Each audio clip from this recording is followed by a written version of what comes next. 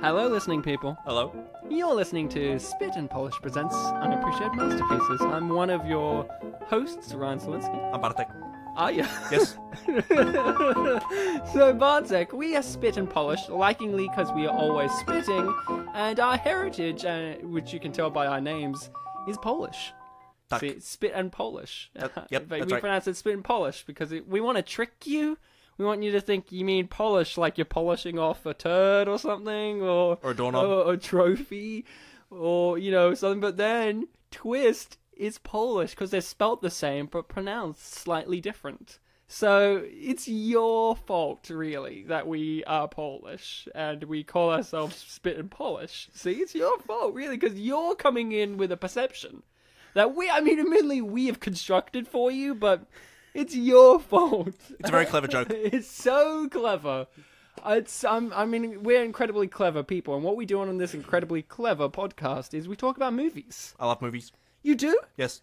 You okay, buddy? I'm being fast. I have to be paced. You told me you'd be paced. It's okay, man. You can I slow down? You can take a breath. Thank God.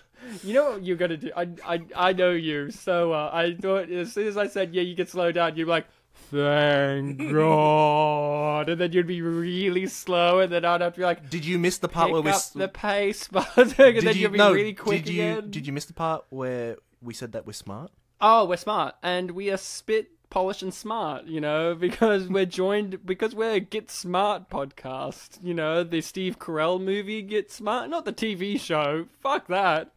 Hey, we should do that on the show one day, the Get Smart Steve Carell movie, because we do movie discussions on this show, Unappreciated Masterpieces. I remember it had an ABBA song in it. And there was an ABBA song in the film last week, so there's precedence. Can't wait to do Mamma Mia too. So, so in this show, And it's a spy film too. Mamma Mia too. Not Mamma Mia. Get Smart. Get Smart. So on this show, Like us, smart. Listen, people, on this show on Unappreciated Masterpieces, we do audio commentary tracks for the movies that seemingly don't deserve a commentary track. The movies that some people say, hey, why are you talking about that? The new Star Wars movie came out. Why aren't you talking about that? You know why? We're part of our own echo chamber. That's why. We talk about those movies that some, when I say some, I mean most, don't dare to talk about. But we dare because we played the game Truth or Dare, and it was my turn, and I chose Dare. And somebody said, do a podcast in which you talk about these unappreciated masterpieces, and I've been keeping that dare up for nearly 3 years now. Does that mean that the person who told you to do that is like the god of the show? Well, God did tell me, so it was God who did it. We are also a podcast in which we talk about God sometimes. We are Polish. So, Bartek, we're going to be doing an audio commentary track for a movie, but what movie? I don't know what movie we're going to be doing. It could be any movie. Is it Get Smart with Steve Carell? No, we're already smart. Ah, okay. Is it Inspector Gadget with Matthew Broderick? No. This Is isn't a it Disney any film. Don Adams related material that doesn't have Don Adams in it? Is it Inspector Gadget with French Stewart? Is it Inspector Gadget 2 with French Stewart? No. Is it? I don't know. There was only 2 Don Adams related materials: Get Smart and Inspector Gadget. So what is it that we're doing? Who's Don Adams? He played Maxwell Smart in the TV show Get Smart. He played Inspector Gadget in the TV show Inspector Gadget. Catch up, Bartek. Come on, Well, I am now that you've explained it. You have to say catch up and then explain it so I can actually catch up. Catch up, Bartek. Tell me the episode. But then you have to explain it after you say to catch up. Catch up, Bartek, please. Tell me what we're watching. Thank you, you're welcome. The film that we are doing today is, surprisingly, it was foreshadowed last week in the sense that we said what it was. And just to remind and that we watched the first one of it. Yes, and that film is Johnny English Reactivacja. I misspoke. Okay. I'll need to say it again. Give it a go again. I have to say it slowly because this is a word I don't Let's use get much. back on the merry-go-round. Johnny English Reactivacja. Okay, there we go. Sounds completely different than the first Reactivacja. time you said it. Is it perhaps Saint Trinian's 3, The Return of Xander Cage? Ryan, I think it was Battle of the Sexes was the name of the third one that was going to be made. That's right. That's right. In which it was the boys' school versus the girls' school. Yeah. Oh, the boys' school from the second one? Of course. The one that David Tennant used to go to. You know, the one that David Tennant is still in because he's a child. To answer your question, no. Okay, what is it then? Johnny English Reactivacja. What does that translate into English? Because you're speaking Polish, which I don't speak, even What? though I am Polish. I know. I should have picked up some of the vernacular, but I haven't because I'm a naughty boy. Well, Ryan, this is the third film that we've done that starts with a J, and funnily enough, all the films that start with a J that we do on the show have Is this a really variation. only one of 3 films that we've done that start with a J? Yeah. Are you serious, or are you pulling that I'm- out of your ass? No, I'm not Are joking. you saying that we've only done 3 films with a J? You're fucking joking me. I'm actually going to show you evidence. It's not going to show up in the podcast, Ryan, but have a look at this. Wow, we've only done 3 recently. Wow. Okay, so what is it? It is Johnny English Reactivacja, which translates to Johnny English Reactivation. Oh, Yes. my favorite, Johnny English Reactivation from 2011. Well, Ryan, I know you're BSing. That's bullshitting right now because there is no such film as Johnny English Reactivation. But there is one from 2011 called Johnny English Reborn. Oh, my favorite Johnny English movie. I love Johnny English Reborn, but you know who I love just as much as Johnny English Reborn? Oh, Ryan, you don't have to say my name. I won't. Oh. I'm going to say that I love Rowan Atkinson just as much, but we couldn't get him on the show today. We tried. So we got a Rowan Atkinson enthusiast, Grayson Brown. Hello. You couldn't contain yourself, could you? Oh, absolutely not. Absolutely, I mean, it took not. 20 minutes to introduce me. I can't contain myself. You want me for that to long. wait? You want me to try again? You want me to No. start? I from was the doing top? really quickly earlier. Yeah, Bartek was keeping the pace up. I was nailing it. Nailing It's it more like I was establishing a I pace that no one nailed it followed. like Jesus. So, guys, you're going to nail it like Jesus as well, because you're going to have a copy of these. Is that the sequel to Bend It Like Beckham? No, that was Bend Her Over Like Beckham. Oh, No, that was Remember? Convert You Them were Like there Dave. So, you were Beckham. Come on. Oh, God. Oh, yeah. So, yeah, David Beckham was recently in the Guy Ritchie film King Arthur, so keep your priorities straight. His acting career's gotten better than the lead chick in Bend It Like Beckham, the Indian girl. He's done more relevant things. Isn't that great? Do you actually know that for a fact? Yes. Oh. I'm a David Beckham enthusiast, as are you guys at home an enthusiast of us talking, because you're going to get your copy of the film ready, because I'm going to do a countdown from 3, and I'll go down to 1, and then I'll say play, and you're going to press play as well, and you are going to be synced up with us, hopefully. If you feel like it. If you want to, because we're going to start this magnificent film in 3, 2, 1, play. So we're 1 second, 2 seconds, 3 seconds maybe? Are we 3 seconds? We're 4 seconds, 5 seconds, 6 seconds in. So you guys know how many Wow, seconds that we're in now. fourth second was the longest second ever. It's almost as long as my dick, which is pretty long. Grayson just put his hands up in the air like, I agree with you. Oh, I don't know Ryan, why you had to state it It on the was one podcast. hand. Ryan, It was are you not like Well, a the other David's one was hand. holding the dick, though. Ryan, are you Oh, like fuck off. Are you like a million light years old? Light years is not the right phrase, but yeah, sure.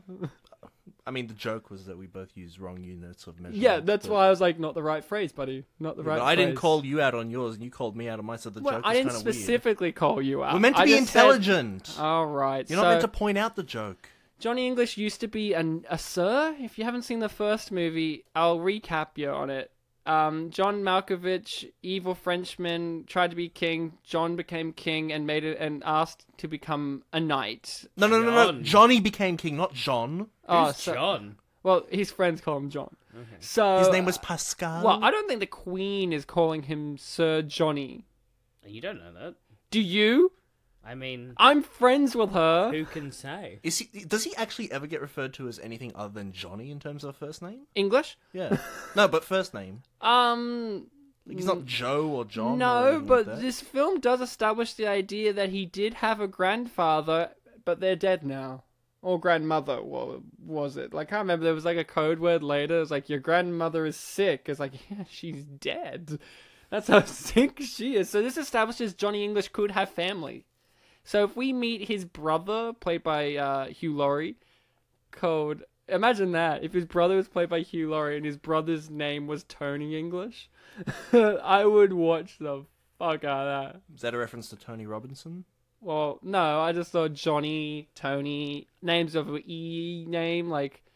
You know how in Blackadder Season 2, every character except for Blackadder has and Baldrick have an E name, like, you know, you got Queenie, Nursey, Melchi, Percy, like all of that. They all have an E name because they're all like... Well, Melchi's a nickname, but yeah, I see yeah, but what like you they're mean, all... As But is she Queenie. always calls him Melchi, though. Yeah. That's the thing. Like, only Blackadder calls him Melchard, basically. Everyone... That's not true. The guy in the credits calls him Lord Melchard sometimes. Yes, that's right, the minstrel. So this is the iconic sequence in which men get kicked in their testicles. My Always favorite right. sequence in comedies in which a man gets kicked in his testicles. Now, having testicles, I can attest to the fact that it really does hurt when you get kicked in them. To be honest, it kind of hurts when you get kicked anywhere. Like, I understand that testicles are, like, sensitive, but, like, being kicked isn't a fun and or pleasurable Well, no, but if I experience. get kicked in the leg, it doesn't make me want to throw up. So, you I mean, know... when you get kicked in the leg, it does make me want to throw up. There was an- Because who should kick me in the leg? I'm such a good guy. I don't know why anyone would kick me in the leg. There was an episode of King of the Hill where I think Bobby learned self-defense from like a woman's self-defense class, and And it's all about kicking in the groin. yeah, and then he kicks his mum in the groin at the And end. it of the doesn't episode, work. and it doesn't do a single thing. So clearly, That's one of my you're wrong favorite there. gags in movies too, and TV shows. It's like, kick women there, it does nothing. It's like, yes, it does. Yeah, like, I've done it, it does. oh my god. Well, I played soccer, and when I was playing soccer, they had mixed. So sometimes you just can't not kick people in places where Is they don't want to that- be kicked. Is that the story, Ryan, or is it that you were taught to kick balls and you assumed girls had balls as well? No. I mean, girls can have balls. I mean, why not? You know, I mean, I have balls, so anyone can have them. You know, like. Oh yes, There's no threshold for having you're balls. right. Eyeballs, balls of the feet. But you're wearing shoes, so it doesn't really Okay, work. okay, I'll tell you a fun kicking a girl in the groin story. So, Oh, please no, don't. this is real. This is great. I bet So you one it time isn't. I was in high school. Do you endorse this, Ryan? Of course. Okay. I was in high No. school, and my best friend Samantha noticed that my shoes were untied, and I didn't. And I was sitting on like this fence that we had in our hangout in our school, and she just like I wasn't paying attention, and she just walked over, and she kind of she ran her hands up my shoes, up my ankles, and it made me react like, ugh! And since I was leaning on a fence, I was also going to fall over. So I kicked my leg out, and she had her legs like spread, like standing there. So I kicked her in the groin, but it was like a perfect like kick in terms of like it didn't technique in soccer, yeah, but also it didn't hurt her, but the sound it made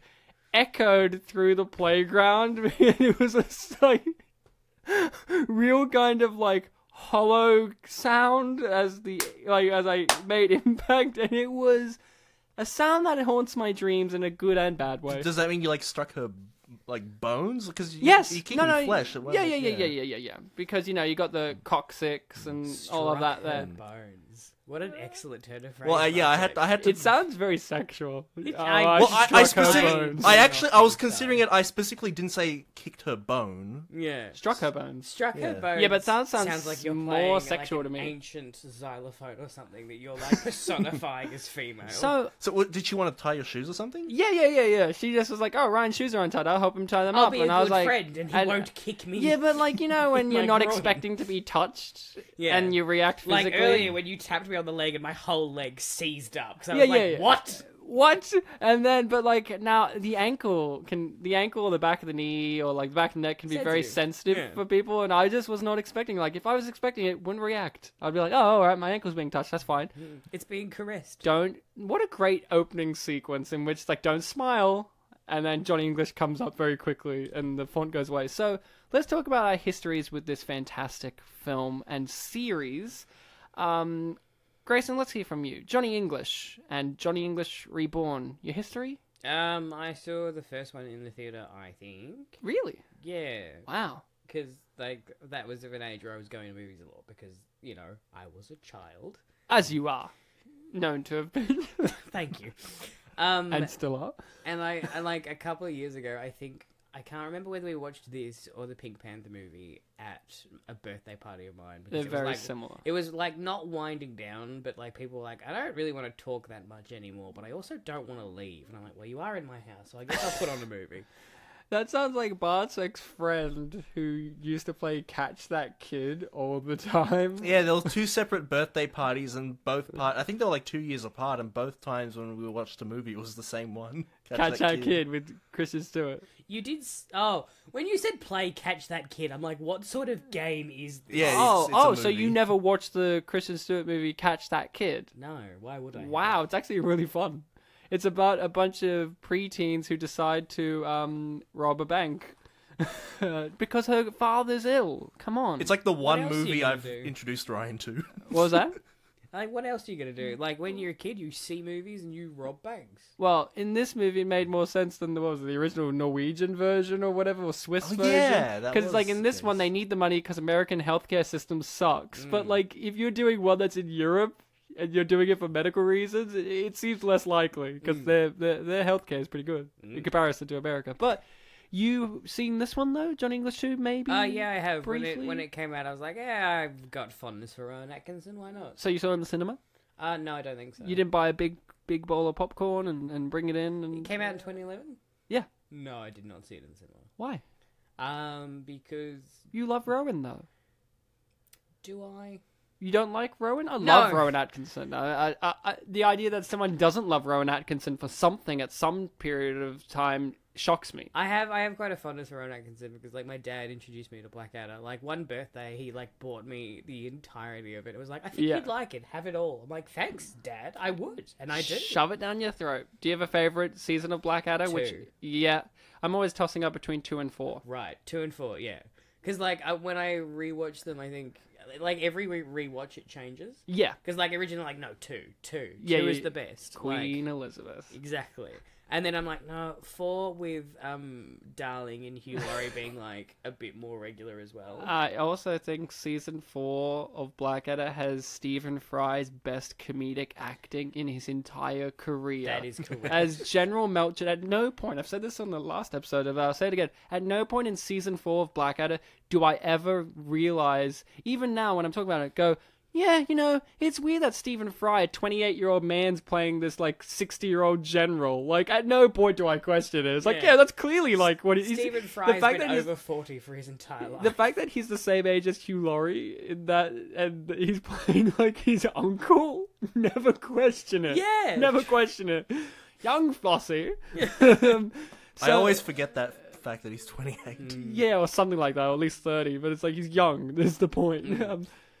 But Johnny English, do you love them? Because a lot of people love Johnny English. Like, people have said, Ryan, why are you doing it on this show? Johnny English is a classic. And I say to you, why has it only got a 6.3 then?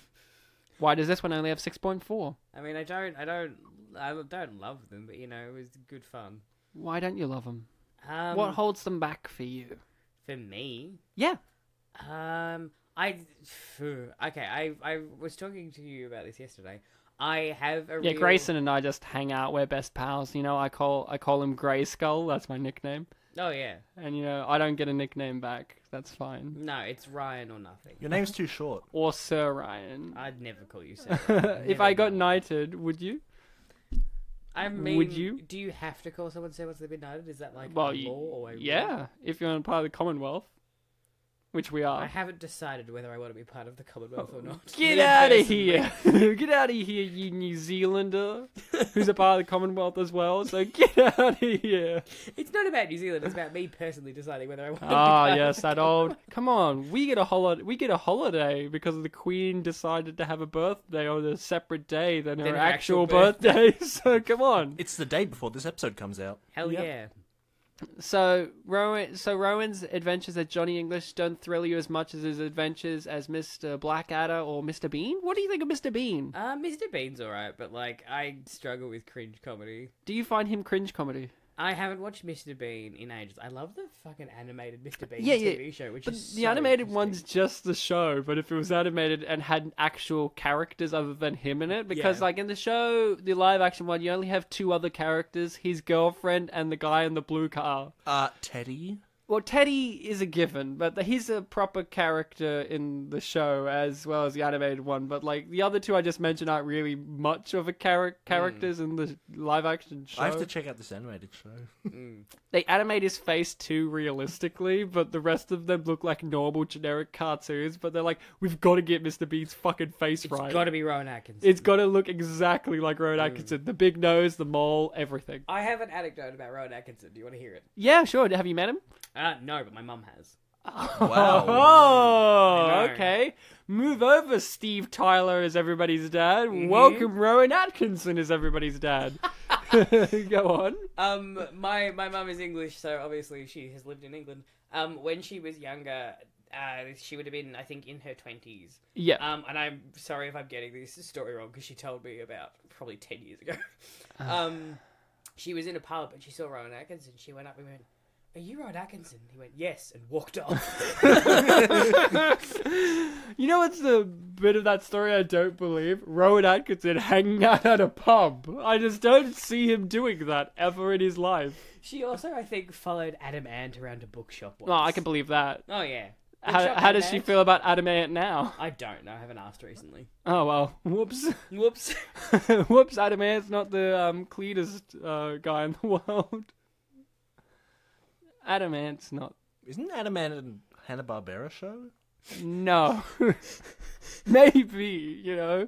Adam Ant was a musician. It was a superhero ant. He wasn't was very unique as a musician because he was a singer who was also a drummer. And that was very unique because you don't get many of those that are singer and drummer. And he'd also play like two sets of drums at the same time. Like he'll do, he'll be that band who have two sets of drums, which is not usual. Unless you're like Frank Zappa, where you have like 15 sets of drums, all played by one gorilla. So... And that's your history with this film. I was going to say, my history with this film is I had never seen it before. I barely remembered it existed. I don't know why I didn't see it, because I did see the first one. But like I said in our previous episode, I did not like the first one when I saw it. Originally, I did not care for it, and I guess when I saw the trailers for this one, I went, oh, well, it looks like they're leaning more on this Asian mysticism and kung fu. Like, all I remembered was they have all these jokes about him being in a monastery, so I actually thought, walking into this, there's going to be a lot of kung fu action. I thought, this is going to be nothing but Mr. Bean goes to Asia. Like, I thought it was going to be a lot of... and hands up and kung fu chopping and all of that. I thought it was going to be nothing but that for the whole movie. And this movie said, you're wrong. And I was. I was 100% wrong. It's nothing like that. Oh, he barely does kung fu. We've missed Miles Jupp's cameo. Whose? Miles Jupp. He's an English comedian and actor that I quite like. Oh, who was he? He was literally just... he was the guy who goes, has anyone seen the voice Oh, him! changing... Yeah. I thought the voice-changing lozenges would come back in the movie, but they did not. Do you know what does come back? Everything else. Ball kicking. Like, I'm so glad that got the payoff that it so richly deserved. I like that. I thought that was good because it tied up with a lot of other things that he learnt at the beginning. It could have been so easy for this movie to forget about all the Asian mysticism bullshit that he learned at the beginning. But they do keep bringing it back throughout the movie, which I thought was nice, because in this one, he's competent. In the first one, he's incompetent. Apologies to all the Asian mysticism out there for that bullshit remark. You got me there. I'm not into Eastern medicine. You got me. Whoops. I'm just not there yet. Bartek, your history with Johnny English Reborn or Johnny English 2? My history with Johnny English Reborn is that in 2011, my friends and I got together, and it was a case of, there's a sequel to Johnny English, yeah, let's see it! And we saw it, and we liked it. Oh, really? You saw it at cinema? Yeah. Wow. And you all liked it? Yeah. Every single person in that group loved it. I believe so. Then why doesn't this have a 10 out of 10 on IMDb? I mean, how many people were in the group? It must have been like 4 or 5. Yeah. That's a lot of friends. Most I of don't them have that been on many the show, friends I who- reckon, yeah. I don't think I've ever gone to the cinema with that many friends. Have you never had like a birthday party where you just went and saw a movie when you were a kid? Yeah, but it was with fewer friends. Okay. Like 2 friends. Okay. We saw on my, I want to say 16th, Indiana Jones 4, The Kingdom of the Crystal Skull. And I had a more disappointing time in that movie than you can ever believe in your life. Because you know that movie sucks, right? But it sucks more when you're chewing on a minty and one of your teeth break and then you're bleeding. I mean, is that on the movie or is that on you? No, the experience, I mean. Like, you know what I mean? Like, you know when you have a shitty like, movie-going experience or, like, going, like, it's like, oh, I went to Bali and I smuggled in marijuana and now I'm in a prison. Marijuana? Marijuana? I'm Rowan Atkinson, sorry. Is that Bali's fault or is that mine? Well, I'm not going to go to Bali again, is it? So, like, you know what I mean? That is the answer, yeah. That is it. So you liked it and your friends liked it. Mm-hmm. Why didn't anyone else like it? It seems like I mean, everyone said to me, well, the first one's funnier. You said it, Bartek. You said it, Grayson. Did I say that? Yeah, when I was like, oh, we're going to do the second one. And you were both like, oh, yeah, the first one was funnier, though. Oh, I think it's more that... I think you said that literally yesterday. You were like, I think the it must first have been... one's funnier. Like we've covered, I have no memory of anything. But why do people think the first one is funnier? 'Cause I me, I thought this one was far better. I think with me, it was just the case that I remembered the first one more. Like, literally, the only thing I could remember from it was the fact that he was in a monastery, you know, training at the beginning of the film, and that was it. I didn't remember the plot after that at all. Wow. Did you not remember little No. old Chinese lady? No, but when I was rewatching this film yesterday for the show, I definitely remembered her. Which I think is a good character. No, she's good, but She's great. Should be I given haven't lines, I think. Huh? Should be given lines. Oh, well, she does have some lines. What? Doesn't she talk when she's given the orders to go kill more people when they have the cars? I feel like She might, but my memory is yeah. just her nodding. When she's told to go kill people by Burn Gorman. What's your problem with Bird Gorman? The fact that he looks exactly like his name. Like, that guy always plays a creepy motherfucker. He just looks like a burn. He looks exactly like Burn Gorman. I know it's not pronounced Gorman, but he really looks like a Burn Gorman. Like, he doesn't look burnt, but he looks like he always plays a creepy fucker. Like, the guy we're talking about is like the little scientist guy that helps the bad guy. Oh, yeah, him. The one from Pacific Rim for most people. And or Torchwood for the other Torchwood. people. I know him from a bunch of other things as well. He's always just plays creepy guy. Creepy British. He's got that look, But you yeah. know what the weirdest thing is? This is a great sequence, by the way. Mm-hmm. But I'll quickly end my thing on Burn Gorman here for the moment, which is, in Pacific Rim and in Torchwood, they both acknowledge, and this is for most of his career, except for this movie, for most of it, they both acknowledge he's a creepy motherfucker, but you should like him. And I'm like, no, I don't like him. I don't want to root for him. I don't like him. Torchwood tries to make you care for this creepy fuck, and I'm like, no, thank you. Pacific Rim's like, oh, well, at least we paired him up with Charlie Day. Don't you feel sorry for him? He's paired up with Charlie Day, who's incredibly annoying. Don't you feel like his exasperation? I'm like, no, he's a creepy fuck. And then Apologies to all the creepy fucks out there. Apologies to Charlie Day. No, that's not an insult. I like Charlie Day, but in that movie, he's supposed to be this annoying, infuriating character, because that's where the comedy comes from with Burn Gorman. So what you're saying is he's paired up with Newton Geisler. Well, yeah, but Charlie Day's like that in every role. Like, he's very annoying, but in a good way. Like, he's the new Bobcat Goldthwait. Oh my god, he is. He's his son, basically. Oh my If god. you said It's Always Sunny in Philadelphia they didn't already set up Danny DeVito as his dad, if Bobcat Goldthwait rocked up as his dad, you would be like 100% good casting. Perfect casting. Well done, yes. So this sequence here is the best part of the movie. This is top-notch Inspector Clouseau type thing. I still don't understand to this day why they didn't cast Rowan Atkinson as Inspector Clouseau in comparison to Steve Martin, who I like. I love Steve Martin, but it's like, why not cast Rowan Atkinson? And this sequence, the master of accents too. He's great with accents. So, like, I don't know what, but something in my brain is telling me you're lying. He's Rowan Atkinson. He's really, I mean, he good at he has he's great with accents. Okay. I've heard his Indian accent in that one live sketch. Yeah, I mean, he does variants of different English accents as well, primarily, like, posh, Cockney, I mean, he's very good with vocal stuff because he has a stammer in real life. So that's why he says Bob. I love the way he does his B's. I've got that. That's written because in he my has notes. a stammer. In the Blackadder documentary, they have this bit where they talk about season 4, and he has this one line that it was like a B thing, and they had 48 takes, and he just couldn't get the word, and then they just changed it to crufts. It's like, oh, this is like a pack of crufts in here. It's like, and that's a crack up line in the context of the scene, and I remember that scene very well. And this is like, oh, okay, yeah, so... Good choice. Rowan Atkinson, he's just a great guy, so Inspector Clouseau, but this sequence here just says to you, why can't he be Inspector Clouseau? Also, this guy's amazing. He is. He's in everything. As that one guy appears, like, he's in Game of Thrones. He's that guy. He's in Thin Blue Line, he's in Mr. Bean. I know him from Black Books. He appears in one episode as a rich tosser customer, and they're just, like, annoyed by him, and he wears a cravat. And What was his everything. character's name, Ryan? Rich guy. He's wearing a cravat right now. I know, he's always like this. That guy always plays this guy. And it's like, as an actor, I wish one day I could get cast as that character actor who plays that one guy sometimes. It's like how- But then you're like, I don't want to be trapped in that forever. It's like how Lucy Punch is always like an evil stepsister in, In any every- Cinderella iteration. Or in Saint Trinian's, she's a schoolgirl. Yeah, she's like a And posh, she's like really annoying, violent She's schoolgirl. like 38 years old. Yes. But I'm like, And look, I'm then not there. And then in Hot Fuzz, she's like, she works as a stripper Oh. and the chick at the supermarket, and then she gets smacked in the face by Is she a Olivia strip- Colman.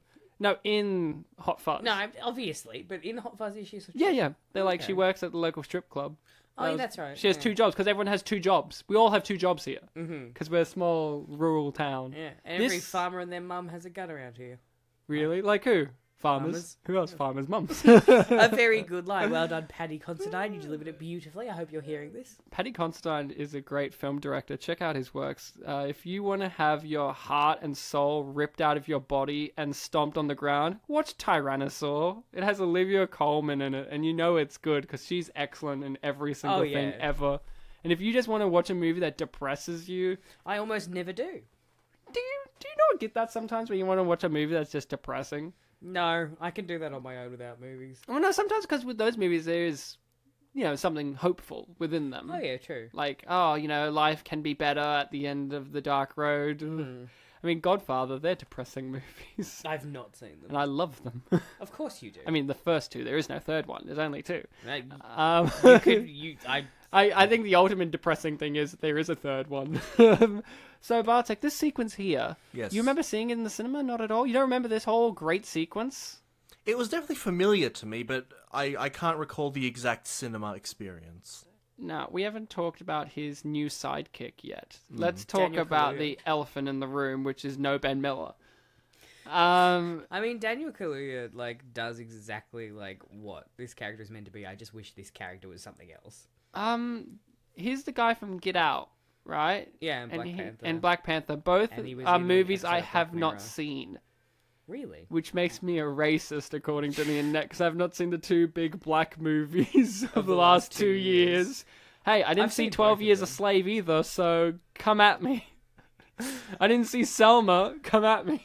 Those are all movies I've seen, which is rare for me. One of them has Paul Giamatti. Which one? Anybody's guess. Is it Selma? 12 No, years. 12 Years a Slave. okay. He plays a slave auctioneer. Oh, yeah. And he has, all I know is because I've watched the scene. I watched it on YouTube because I was like, Paul Giamatti. Because I wanted to feel good one day. I was need really my sad daily one dose day. of Paul Giamatti. I love Paul Giamatti. I I know wish he you would be do. on our show more. One day we'll He was have... only in the first 2 episodes ever of this show. It's okay, guys. never again. Paul will Never return in Big Mama's House when we do that. He's in that as well. Of course he is. He says it's one of his favourite movies that he's done because they were really fun. I mean, they probably were. I mean, weren't they? Oh yeah, I read that quote in Thunderpants. Martin Lawrence is just a ball of laughter dressed as a big black fat woman. Is Martin Lawrence still doing movies? Yes. And that's us addressing the elephant in the room. Oh, sorry, Daniel. Yeah. No, Daniel, what did you guys... Was it Daniel or David? Daniel Kaluuya. Daniel. Daniel, okay. Daniel. Apologies to all the Daniels out Let's there. call him Danny DeVito. So Let's Danny not. DeVito. He has a name, and it's Daniel Kaluuya. Daniel Kaluuya. Kaluuya. I hate you sometimes. I love me all the time. I've noticed. Someone has to. Daniel Kaspshashak. Someone has to notice. And that's you. You've made it your role in life. And that's us talking about the elephant in the room. Fun fact, I thought that this chick was Rosamund Pike. And I'm like, what? No, that's not Rosamund Pike. And then when she came back later, I made the same mistake. Like, that scene was there. I went, oh, wait, is that Rosamund Pike? And then I was like, no. Hair. It's reddish blonde. And also the problem is, I think it's more blonde in that sequence, but the grain of the footage is orange because it's like, it's a memory in this hot tropical area. Mozambique? Yeah. That they say like at least 20 times in this film. Take a drink every time they say Mozambique. Oh my So God. let's talk about the elephant in the room. Bartek wanting to talk about Shushan, his favorite character. I want to talk about Shushan. Yeah, your favorite character. I quite like the vacuum cleaning assassin. You did, I know. Yeah. But no, let's talk about his assistant. We talked in the first one about Ben Miller, and he was my favorite part of the movie, of the first one, and he's not in this one. You had seen the movie before, Bartek, so you knew that Ben Miller wasn't in the second one. A bit, at least. He had some knowledge, more than I did. All I did was look up Ben Miller one day and find out he wasn't in Johnny English 2, and I was very annoyed. And you thought they replaced him with just a bunch of kung fu noises. Yeah, no. I honestly thought that he was paired up with an Asian side. Like, genuinely. I thought that this movie was going to be him teamed up with a monk fighting people. And I'm like, oh, we can't get Ben Miller? Okay, fine, whatever. Just a different Green Hornet. Yeah, this movie follows the Green Hornet principle. If you can't capture your enemy, brutally murder them. I feel like Dominic West shouldn't be murdered in most movies he's done. I enjoy Have Dominic you West. seen any of his movies? I've seen, I think, from off the top of my head, 2, including this one. What's the other one? The other one, it's called like Punisher Warzone. He plays No. Jigsaw, and he's amazing in it. He gets killed twice. Twice. How does that happen? Well, he plays a normal gangster, and he normal gets... gangster. Well, you want to listen? No, absolutely not. You asked, so yes, you do. Okay, fine. He gets thrown into a bottle, like glass bottle recycling machine, and it like kills him because he's like shredded apart and whatever. But this has been a while since I watched it, but I think in the movie his pure hatred of man and the Punisher brings him back to life. And then he gets killed again later in the movie. So it's like Catwoman, you know, in the like in Michelle Pfeiffer and the Catwoman movie, they die and then they get brought back because cats lick them.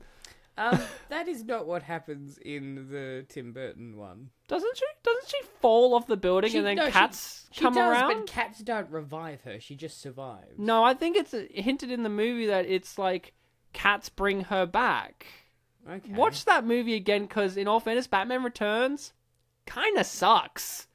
I mean, I like it, but it's kind of like a mess. It's like one moment you have kidsy humor, the next moment you have Danny DeVito biting off a guy's nose.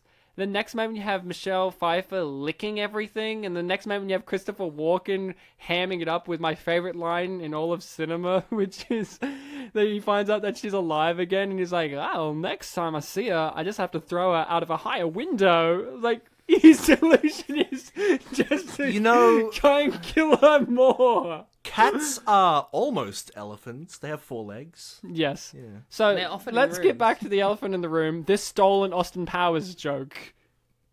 Do we want to talk about it? Basil's mum. This movie steals... This I didn't think movie of that, steals Austin Powers jokes left and right. Well, the first one did not. It's an English spy movie. Austin Powers is an English character, but not an English spy movie. I'm well aware.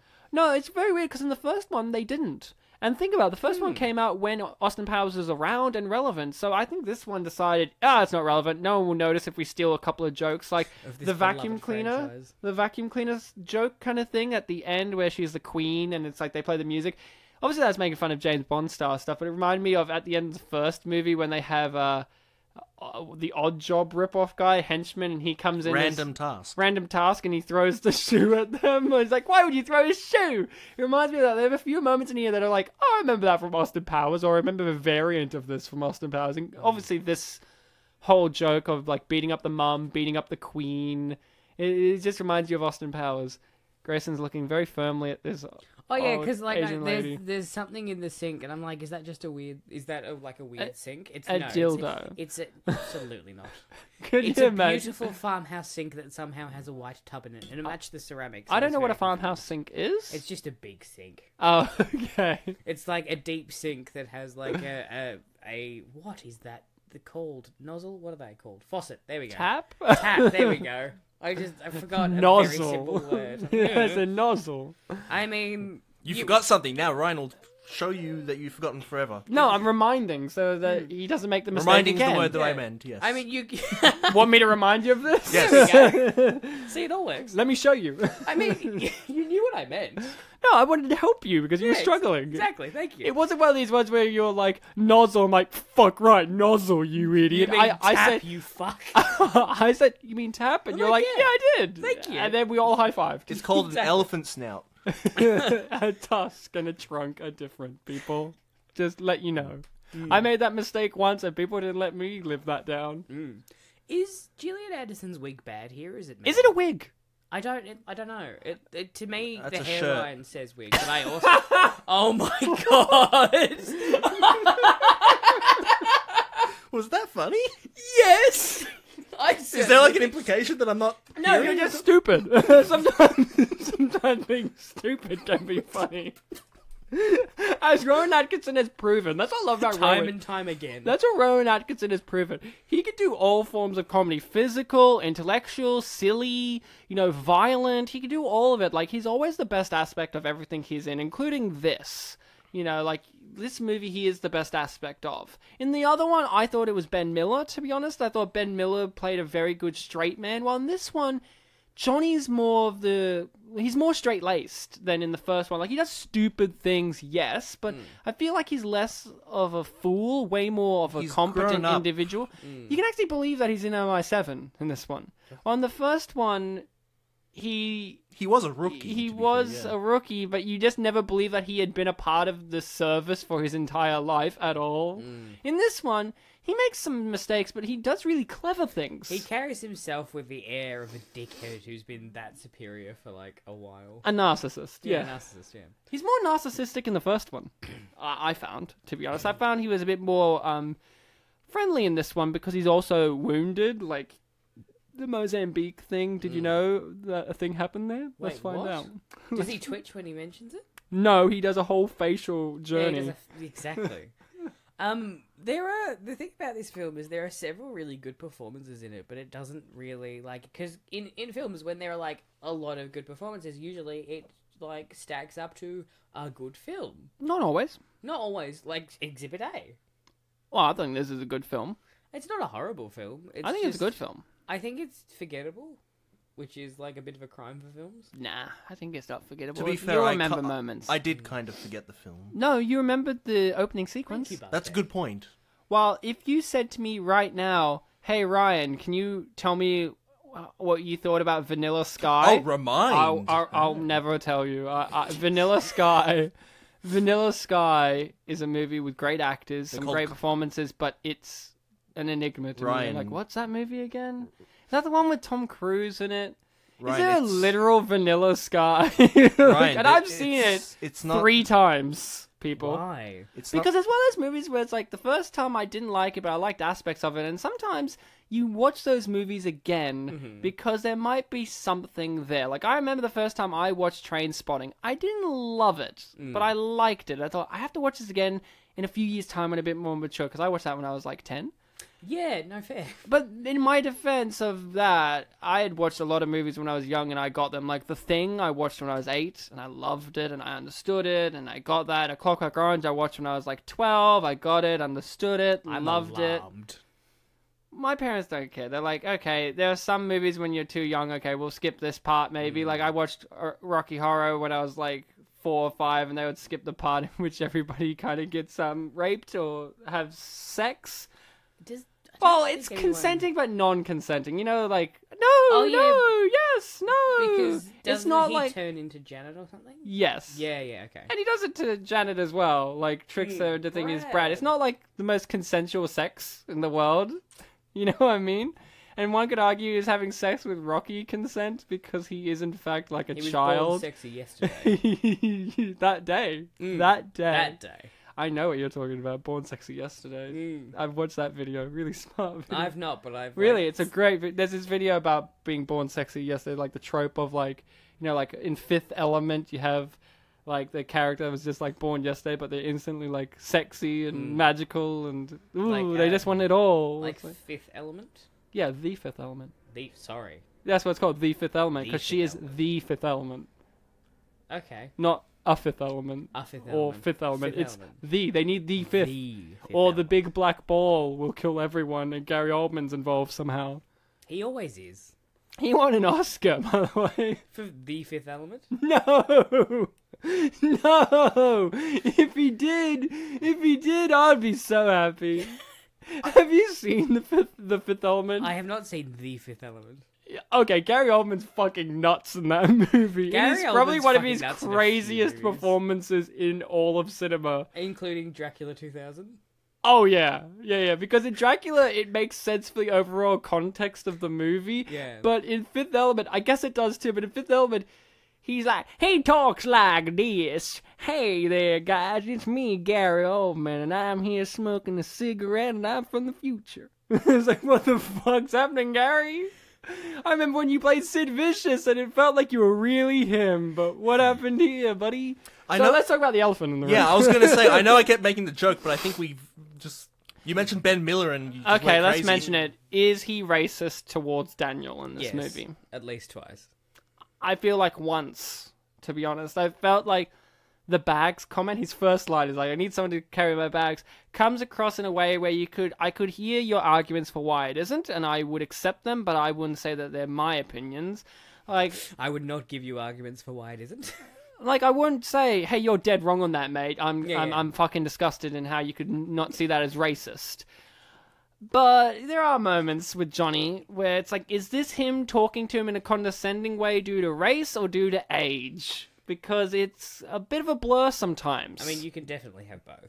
You can have both. They could be both, but it's kind of like, I don't know. And then in this movie, they do bring up the fact that Johnny is on purposely acting a bit more douchey-like because of he's around Agent 1 and, you know, Pegasus is all like, we're getting rid of you old school boys that are all sexist and misogynistic and racist and all that, and your breed's out. And he's like, woman, right?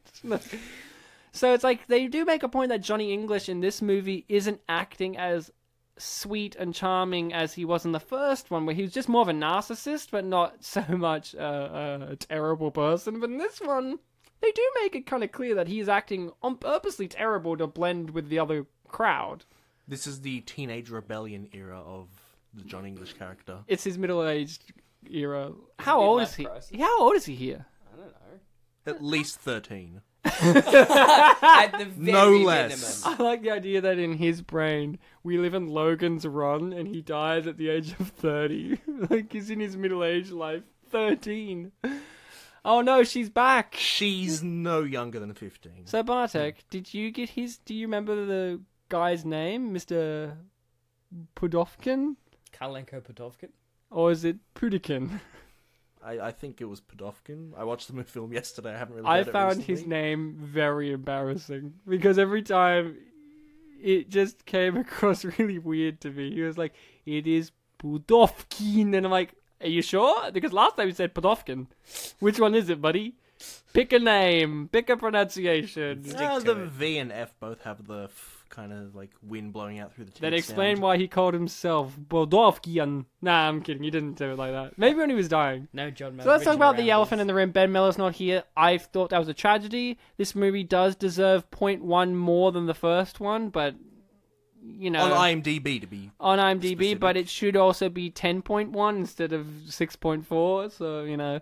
But Ben Miller not being in it, it is a tragedy, and I think it is one of the two reasons that this film is forgotten and not as well liked as it could be. The other one was it stole Austin Powers jokes, which the first one did, at least in my opinion, shy it away from. Maybe there were some that were slipped in there and I didn't notice them, but this one, it felt more blatant. And that's just upsetting to me. Because I felt like Johnny was above that. I really did. Like, the first one, it could have been, you would have excused it because, well, Austin Powers was popular at the time, and everyone was doing it.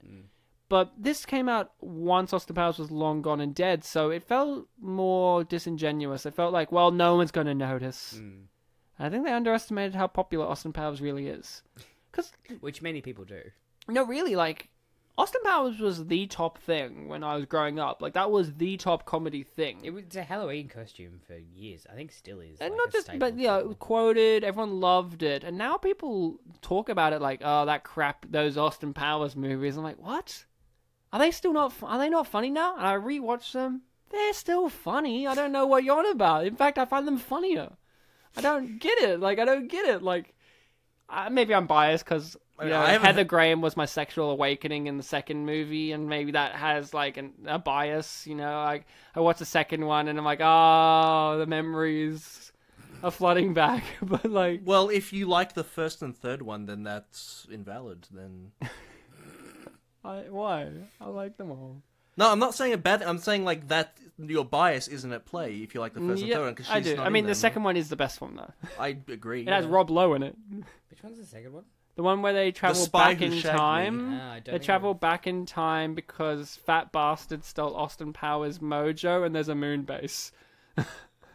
Also, Mini-Me's in it. Yeah. The first one with Mini-Me, who died recently. Yes. Yeah. Vern Troyer. Very sad, you know. I mean, you know, it's so weird. This year's been a year where certain celebrities have died from suicide, and it is just very, you know, confronting. Because 2016 was the year where every celebrity was dying of illnesses that you didn't know they had. Well, 2018 is like every celebrity's killing themselves, and you're like, I didn't know. Recently, there was one that was like the chef. There was this like Anthony Bourdain. I'd never heard of him. Really? I haven't either. I hadn't. I mean, the only celebrity chefs people I know is Gordon Ramsay and like. I almost said John Oliver. Jamie Oliver. Jamie Oliver. Like, I'm not familiar with the American ones. I'm more familiar. Jamie Oliver's Last Week Tonight. Jimmy Oliver. And then he killed himself. You know, like, oh, very dark. If Jamie Oliver killed himself, I think we would all kill ourselves because he is nothing but enthusiasm. Calm down. Doesn't Jamie Oliver seem like the happiest guy on earth? Except for when he sees kids literally eat gruel. So one of the goes to saddest America moments on television is when he like is talking to the kids about how chicken nuggets are made, and he's like, "There's beak in it, there's muscle tissue, there's tendons." You're dribbling on yourself, right? I ate a chicken nugget. And he's like, and it's all ground up and mushed. Put your hands up if you still eat that. And all the kids put their hands up. I would. And his face is so dejected. I would. I'm not a hypocrite. If I'm eating meat, I know I'm eating an animal. Like, oh no, you're eating the other part of it? I don't think he was going for an activism angle with that. What is he going for? Just, they're eating all this. No, but I'm saying that too. Like, I think it's supposed to be, isn't it disgusting that you're eating a bird's beak? And I'm like, I'm fucking eating other parts of it. Like, where do I draw the line? What parts of a bird are disgusting? Oh, you're eating a pig's butthole, but is it tasty bacon, is my question. And you're like, yes, it is. I'm like, well, give me it here now. Mouth me now, food. Do you treat... I want it in my mouth. Give it here. So, Ryan, whenever you ask... Give me pig's butthole now. Ryan, whenever you ask yourself, what does McDonald's serve again, do you just put on, like, Super Size Me? Well, that's a fake document. Well, that documentary is not something you go by for accurate information. Yeah. Can't be replicated. It can't. Like, he faked a lot of stuff with that. It's like watching a Michael Moore documentary and expecting authenticity. Like, you're not going to get it. So you're saying that Super Size Me won't tell you what McDonald's serves you? No. Not anymore, because it came out in like 2006. Yeah, it came out like over a decade ago. I thought it was older than that. Revamped their menu. It feels like it's older than that. Also, he lied about information, so it's like saying, hey, you're going to trust Wikipedia for your information on everything? No, but like you take a little bit of shred from it. Go to the Wikipedia page for Spit and Polish. For John Tucker Must Die, they get the title wrong. Yeah.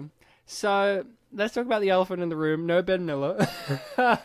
The elephant in the room was talking about our friend Daniel. What did you think of him? I thought he did all right, but definitely he didn't it didn't feel like he had as much to do as Ben Miller did in the first film. Like, we had that whole thing there about, is it racist or is it ageist or I don't know. Is It's it not just really a a bit condescending? Classism as well. And definitely in that first instance where Rowan Atkinson was talking about, someone to carry the bags, it wasn't fully established that he was a rookie, so that's why it didn't really stick in the forefront of your mind at first that, it's because he's young and he's not experienced, so all he's good for is carrying the bags. I feel like if we got to know the character a bit more before that line was said, it would have, seemed less possibly racist. But I think, like, the connotations are there, and you can't be like, but I meant it in a different way. The connotations are there. Especially with the line towards the end of the film, which I, like... What one? He calls, Tucker boy. When? When he's in the snow? Yeah. He's like, you smart boy? Yeah, clever boy or something. I didn't think that was you said this to me yesterday, and I still don't think that one's a racist line for me. I just feel like he's just like, because he's been calling everyone who's younger than him in both films like boy and girl, so I just thought of it as like, that's how he says it, and in that moment he's like, so clever, like... Like, yeah, quite possibly, but, like, that is part of it, because, like, that sort of, like, old, what racial slur? No, that, like, old world, like, condescend... Like... It's the thing that Mr. T was avoiding. What? Mr. T? Did I get his name wrong? Mr. T? Bartek, please explain what you mean. No, go on. Yeah, you remember when we did the... when he legally changed his name to Mr. T so people could call him Mr. Instead of boy. Oh. That's why he's called Mr. T. Cool. Yeah, he also wanted to be a Shakespearean actor, so, I mean, he could probably, like, 100% do it. I pity the fool who wants to be or not. I mean, it would be better than a lot of Shakespeare. Yeah, take that, Kenneth Branagh. Fuck you! You cheated on Emma Thompson, who's the Prime Minister, in the third Johnny English that'll be coming out soon. His Much Ado About Nothing is quite good. I like his Much Ado. Is that the one with Michael Keaton in it? No, that's the one with Emma Thompson and him in the lead role. Keanu Reeves is in it, and Denzel Washington. Which one's the one with Michael Keaton in it, and he plays... I'm bad with Shakespeare's at the moment. It's a comedy one, where he plays, like...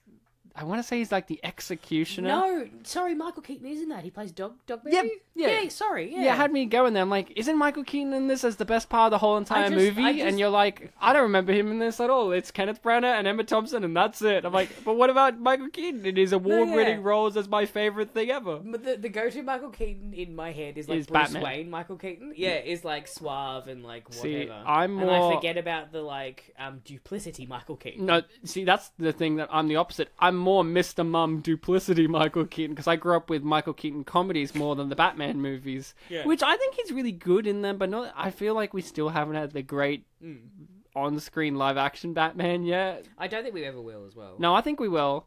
I think look, I'll do it. Adam West was perfect. Bartek, Adam West was perfect for that era. Yeah, like that was what Batman and Bruce Wayne were at the time, right? So.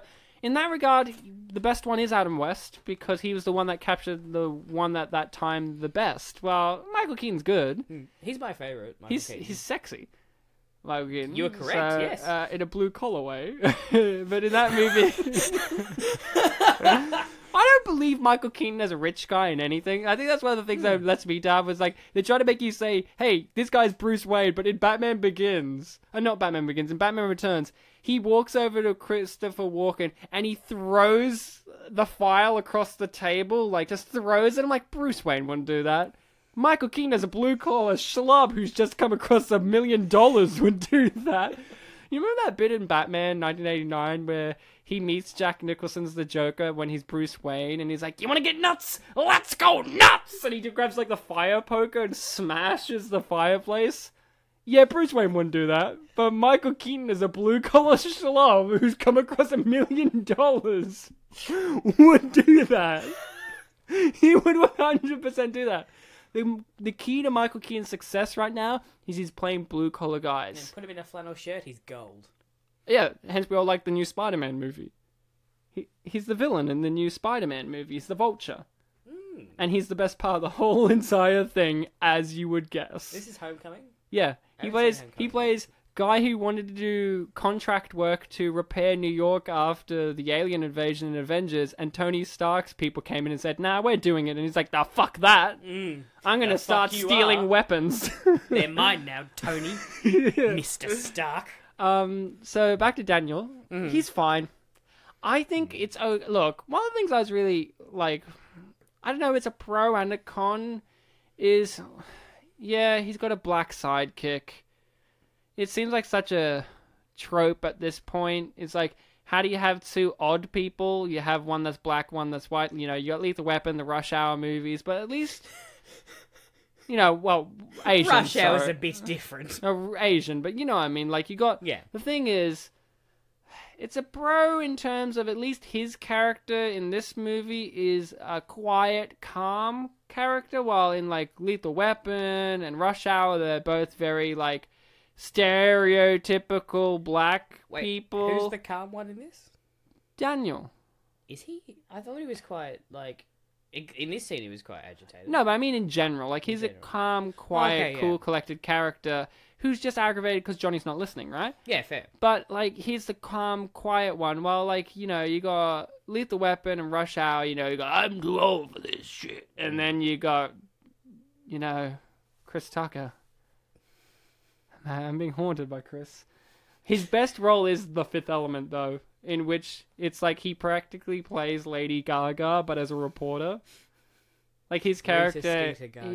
Rita Skeeter Gaga, yeah. He plays a character that's just pansexual, and it's great. He has sex with everyone and everything.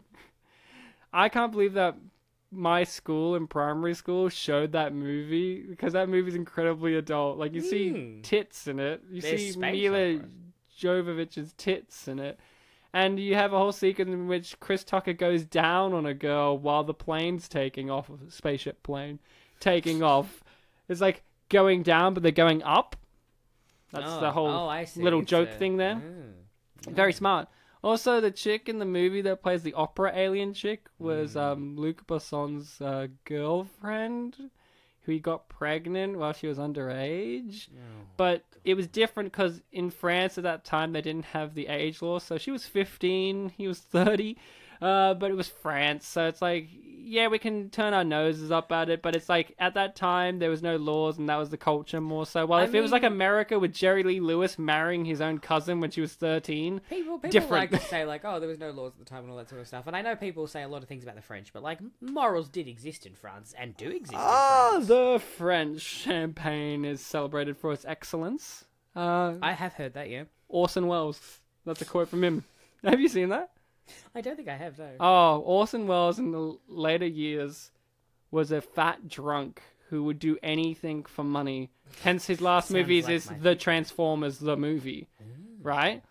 The Michael Bay ones? No, the cartoon. No, yeah, he was the voice of, what's his face? The Moon. Yeah, I want to say Megatron. But no, he's not Megatron. But he's Unicron?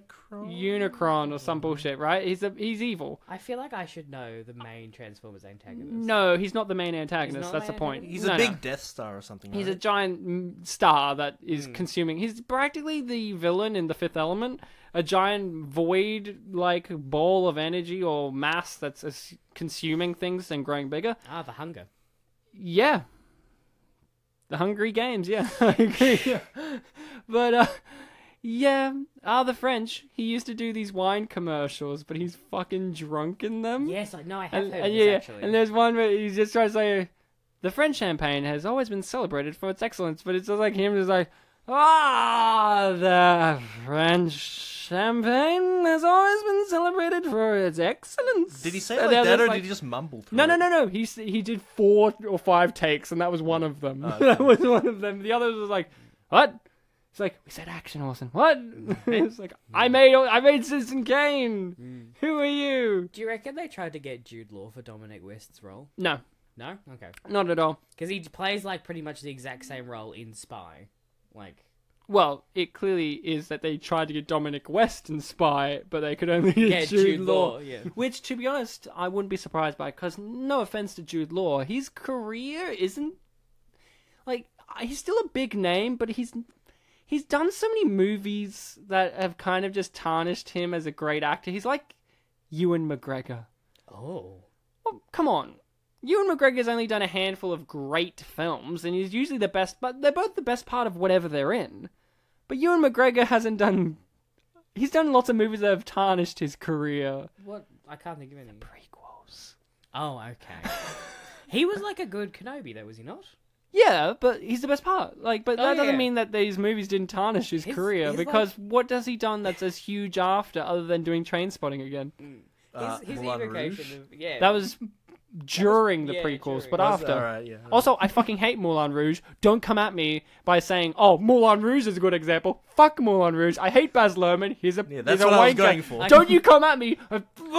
It's like talking about Metal Gear Solid 2 being a good game. You're just not going to convince me. I hate you. I hate you. I hate you. Oh, look, Percy. Bartek was like 100% not trying to do that. He was just like, oh, Yeah. Rouge is alright. And you're like, don't you convince me, Well- Bartek. We've had this Well, no, I conversation. know he doesn't like Moulin Rouge. Yeah, That's why I Moulin said Rouge, it. the one where Ewan McGregor fucking sucks as well. Like, he doesn't even act that well in the movie. Because he's too busy singing. He doesn't have an amazing singing voice. It's okay. It's pretty fucking good. It's His range is okay. impressive. It's alright. I mean, look, Weird Al did dress up as his character to sing that one song. It's That's Star Wars. I'm sorry, what? In- okay. in I thought you were The saying, Saga I thought Begins. you were saying Weird Al dressed up as Christian in Moulin Rouge. No, and I was no, like, Obi-Wan. we need to stop the movie. The fact that and- you remember his character's name in Moulin Rouge is Christian Yeah. just shocks me. If you asked me what any of their names were, I'd go, Zidler. there's, John Leguizamo's... Toulouse-Lautrec. John Leguizamo's in it. And, Was he? Yeah, he plays Toulouse-Lautrec. And, Jim Broadbent. Also, Jim Broadbent. Ziegler, who I Gary think is- Gary McDonald's in it as the And- doctor who and comes in, and the he's Bat- Norman Gunston, and that's... The Batman who is in Van Helsing as well. He's an Australian actor. The What's his name? Batman? Yeah, he plays the Count, and he does this. You mean cape Dracula? thing. No, he does play a vampire in Van Helsing. I don't remember whether he plays Dracula. Oh, look, or Ryan not. Atkinson's daughter. Yeah, She's hot. Is Not that as hot as... genuinely Rowan Atkinson's daughter. Yeah. No. Not as hot as her dad. But Not as hot as Rowan Atkinson, but like, who can achieve that? You know that's really his Rolls Royce in the movie? Like, the Rolls Royce that's brought to you by Rolls Royce? It's really his his Rolls... Phantom. It's his Rolls Royce. Okay. Because Rowan Atkinson, in case you didn't know, is very much into cars. Like, if you've ever I did watched not an know episode this. of Top Gear with him in it, it's the only time you should ever watch Top Gear, because Top Gear sucks. I hate it. Don't you come at me by saying it's good. Are you talking It about... sucks. Are you talking to the listeners about Don't Come At Me, or are you talking about me specifically? Anyone. Okay, Don't you no come at one me is by saying allowed. Top Gear is good. It sucks. I hate you. Get out of my face. I mean, I do admire Reese it on likes a... Top Gear, though. Reese could go fuck himself. I don't care. Unless he's talking about the ones where Rowan Atkinson appears, then he's fine. Top Gear has its moments, and they are when Rowan Atkinson appears. Or Rob Brydon, Rob Brydon is good on Top He's, Gear. he's good too. I'll give him a fair shake of the sauce bottle, as Kevin Rudd, former Prime Minister of Australia, once said. And no one else. Apologies to all the gears that are on top. I thought you were going to Jesus. say apology to Kevin Rudd, former Prime Minister. For all the political betrayal you suffered. Sorry about that. I like the not video- my fault, but sorry. I like the video of him swearing. I love the video of our former Prime Minister Kevin Rudd in the documentary about John Howard. They made a documentary about John Howard. He appears in it because obviously you have to have him in it because he defeated John Howard In combat. in the political and Yeah, wasn't- sexual Cleaved him in arena. half. Wasn't that with the his end of? broadsword. Why Wasn't do that you the have end to of do Revenge of the Sith? You were supposed to bring balance to the parliament, not destroy it. Oh, jeez. God. Oh yeah, John Goofy. Do you know him about how goofy his voice is? Yeah, I do. So He give wasn't me- goofy though. Like No, the he's character. really got a goofy voice. But he's not Goofy the dog. No, I'm John Howard. I won't say sorry to the Aboriginals, because fuck them. Yeah, that's more. I've voice. got eyebrows longer than my hair. Although Goofy is voiced by a guy I've named got John more Farmer. eyebrow hair than brain cells. Take that, John Howard. He's practically dead. He doesn't care. You know what they say? With each passing year that a Conservative Prime Minister is out of office, their life force grows weaker and weaker. Can we have John Because Howard they're on the not show? absorbing it from John the Howard the population. actor or John Howard the Prime Minister? The Prime Minister. Can we get John Howard the actor on as well? Who's he? He was in Blue Healers, I'm pretty sure, or All Saints. He was I can't also remember. In, He's in one of them. Mad Max Fury Road as the The guy with the big foot. Yes, actually, yes. The one with the nipple rings. Yeah, and the like nose thing. The nose thing, yeah. Have you seen Yeah. Mad Max Fury Road? Yeah, it's one of the two Mad He's Max the I've one seen. that when they kill him, Which other Mad they Max have have you to... seen? One. One. Oh, yeah, because Mad Max Fury Road is just Mad Max the Road Warrior, just with a bigger, better budget. And no Mel Gibson, which was a good decision. no. Oh, I'm sorry. No, I'm that one guy who's like, yeah, I know Mel Gibson's fucking awful as an individual, but he has a charm as an actor. Like, you know, And a sometimes... leathery face. Well, yeah. And good political opinions. No. Oh, Bartek. Well, you know what I mean. Like, you know, there are some awful people out there, actors, directors, whatever. But sometimes you have to separate the art from the artist. Sometimes it's like, hey, you know, I know Roman Polanski's terrible, but doesn't mean that I don't like Chinatown. Doesn't mean I don't like Carnage. Doesn't mean I don't like this, this. But the individual I cannot like. But Mel Gibson, he is a great actor, and he is what makes those Mad Max movies worth watching, because they are pretty... I love them, but they're pretty, you know, hard to watch movies because the pacings... I wouldn't say it's just dated, but the pacing's on purposely the slow pacing. Yeah. There's no plot to them. It's basically watching... Australian as well. It's watching a guy be an asshole, and you don't ever have to root for him. Like, outside the first movie, you learn his tragedy and whatever. But in the second movie, all he wants is food and gas, and these people can die for all he cares, and yet you still root for him. While Tom Hardy in the new one, he's fine, but it really could have been anyone. Anyone could have been Max. It could have been a doll, for all I care. Tom Hardy is very good at portraying a performance without dialogue. No, I agree. I love Tom Hardy. I love him in Bronson. If you haven't watched Bronson, you haven't lived. It's his best performance to date. Quicker! No, It's like the one thing I remember. Up my ass, not in it. What's your name? Love. What's your first name, buddy? That was...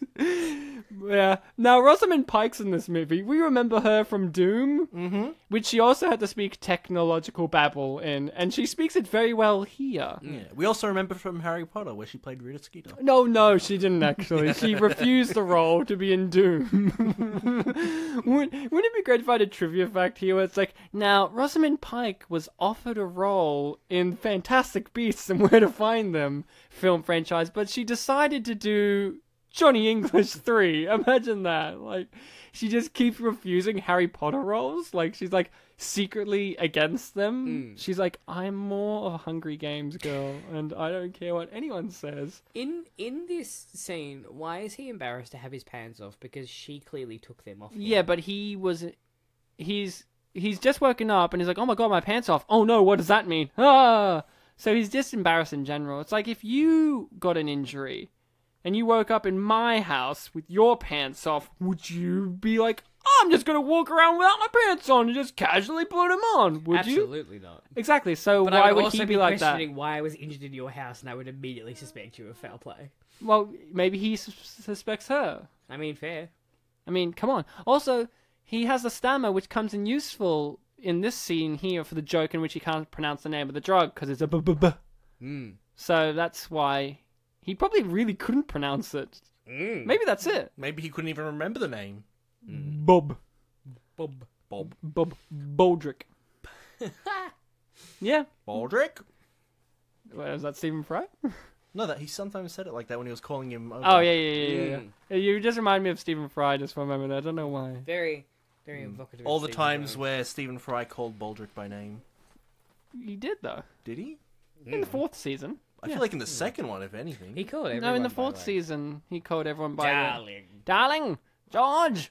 Blackadder! I don't even... Baldrick! I don't think he knew his name. Yeah, when he was like... You know, he has that whole scene where he's like grabbing his cheek. And Didn't he call him like young man or something? Young lad? I swear he calls him Baldrick too. Is Baldrick a private in the fourth? Is it Private Baldrick? Does Yeah. he even have Yeah. a first name? Private S. Baldrick. Isn't it like Dog Body Sod. or something? Sod off Baldrick. That's right. Sodoff was his name in the third season. I know that. Remember in the first season of Blackadder where he was the smart one in the group? And then Percy was just dumb, and then Blackadder was really dumb because they didn't know whether or not we should do Mr. Bean or not. Mr. Bean in period piece. I'm not a eunuch.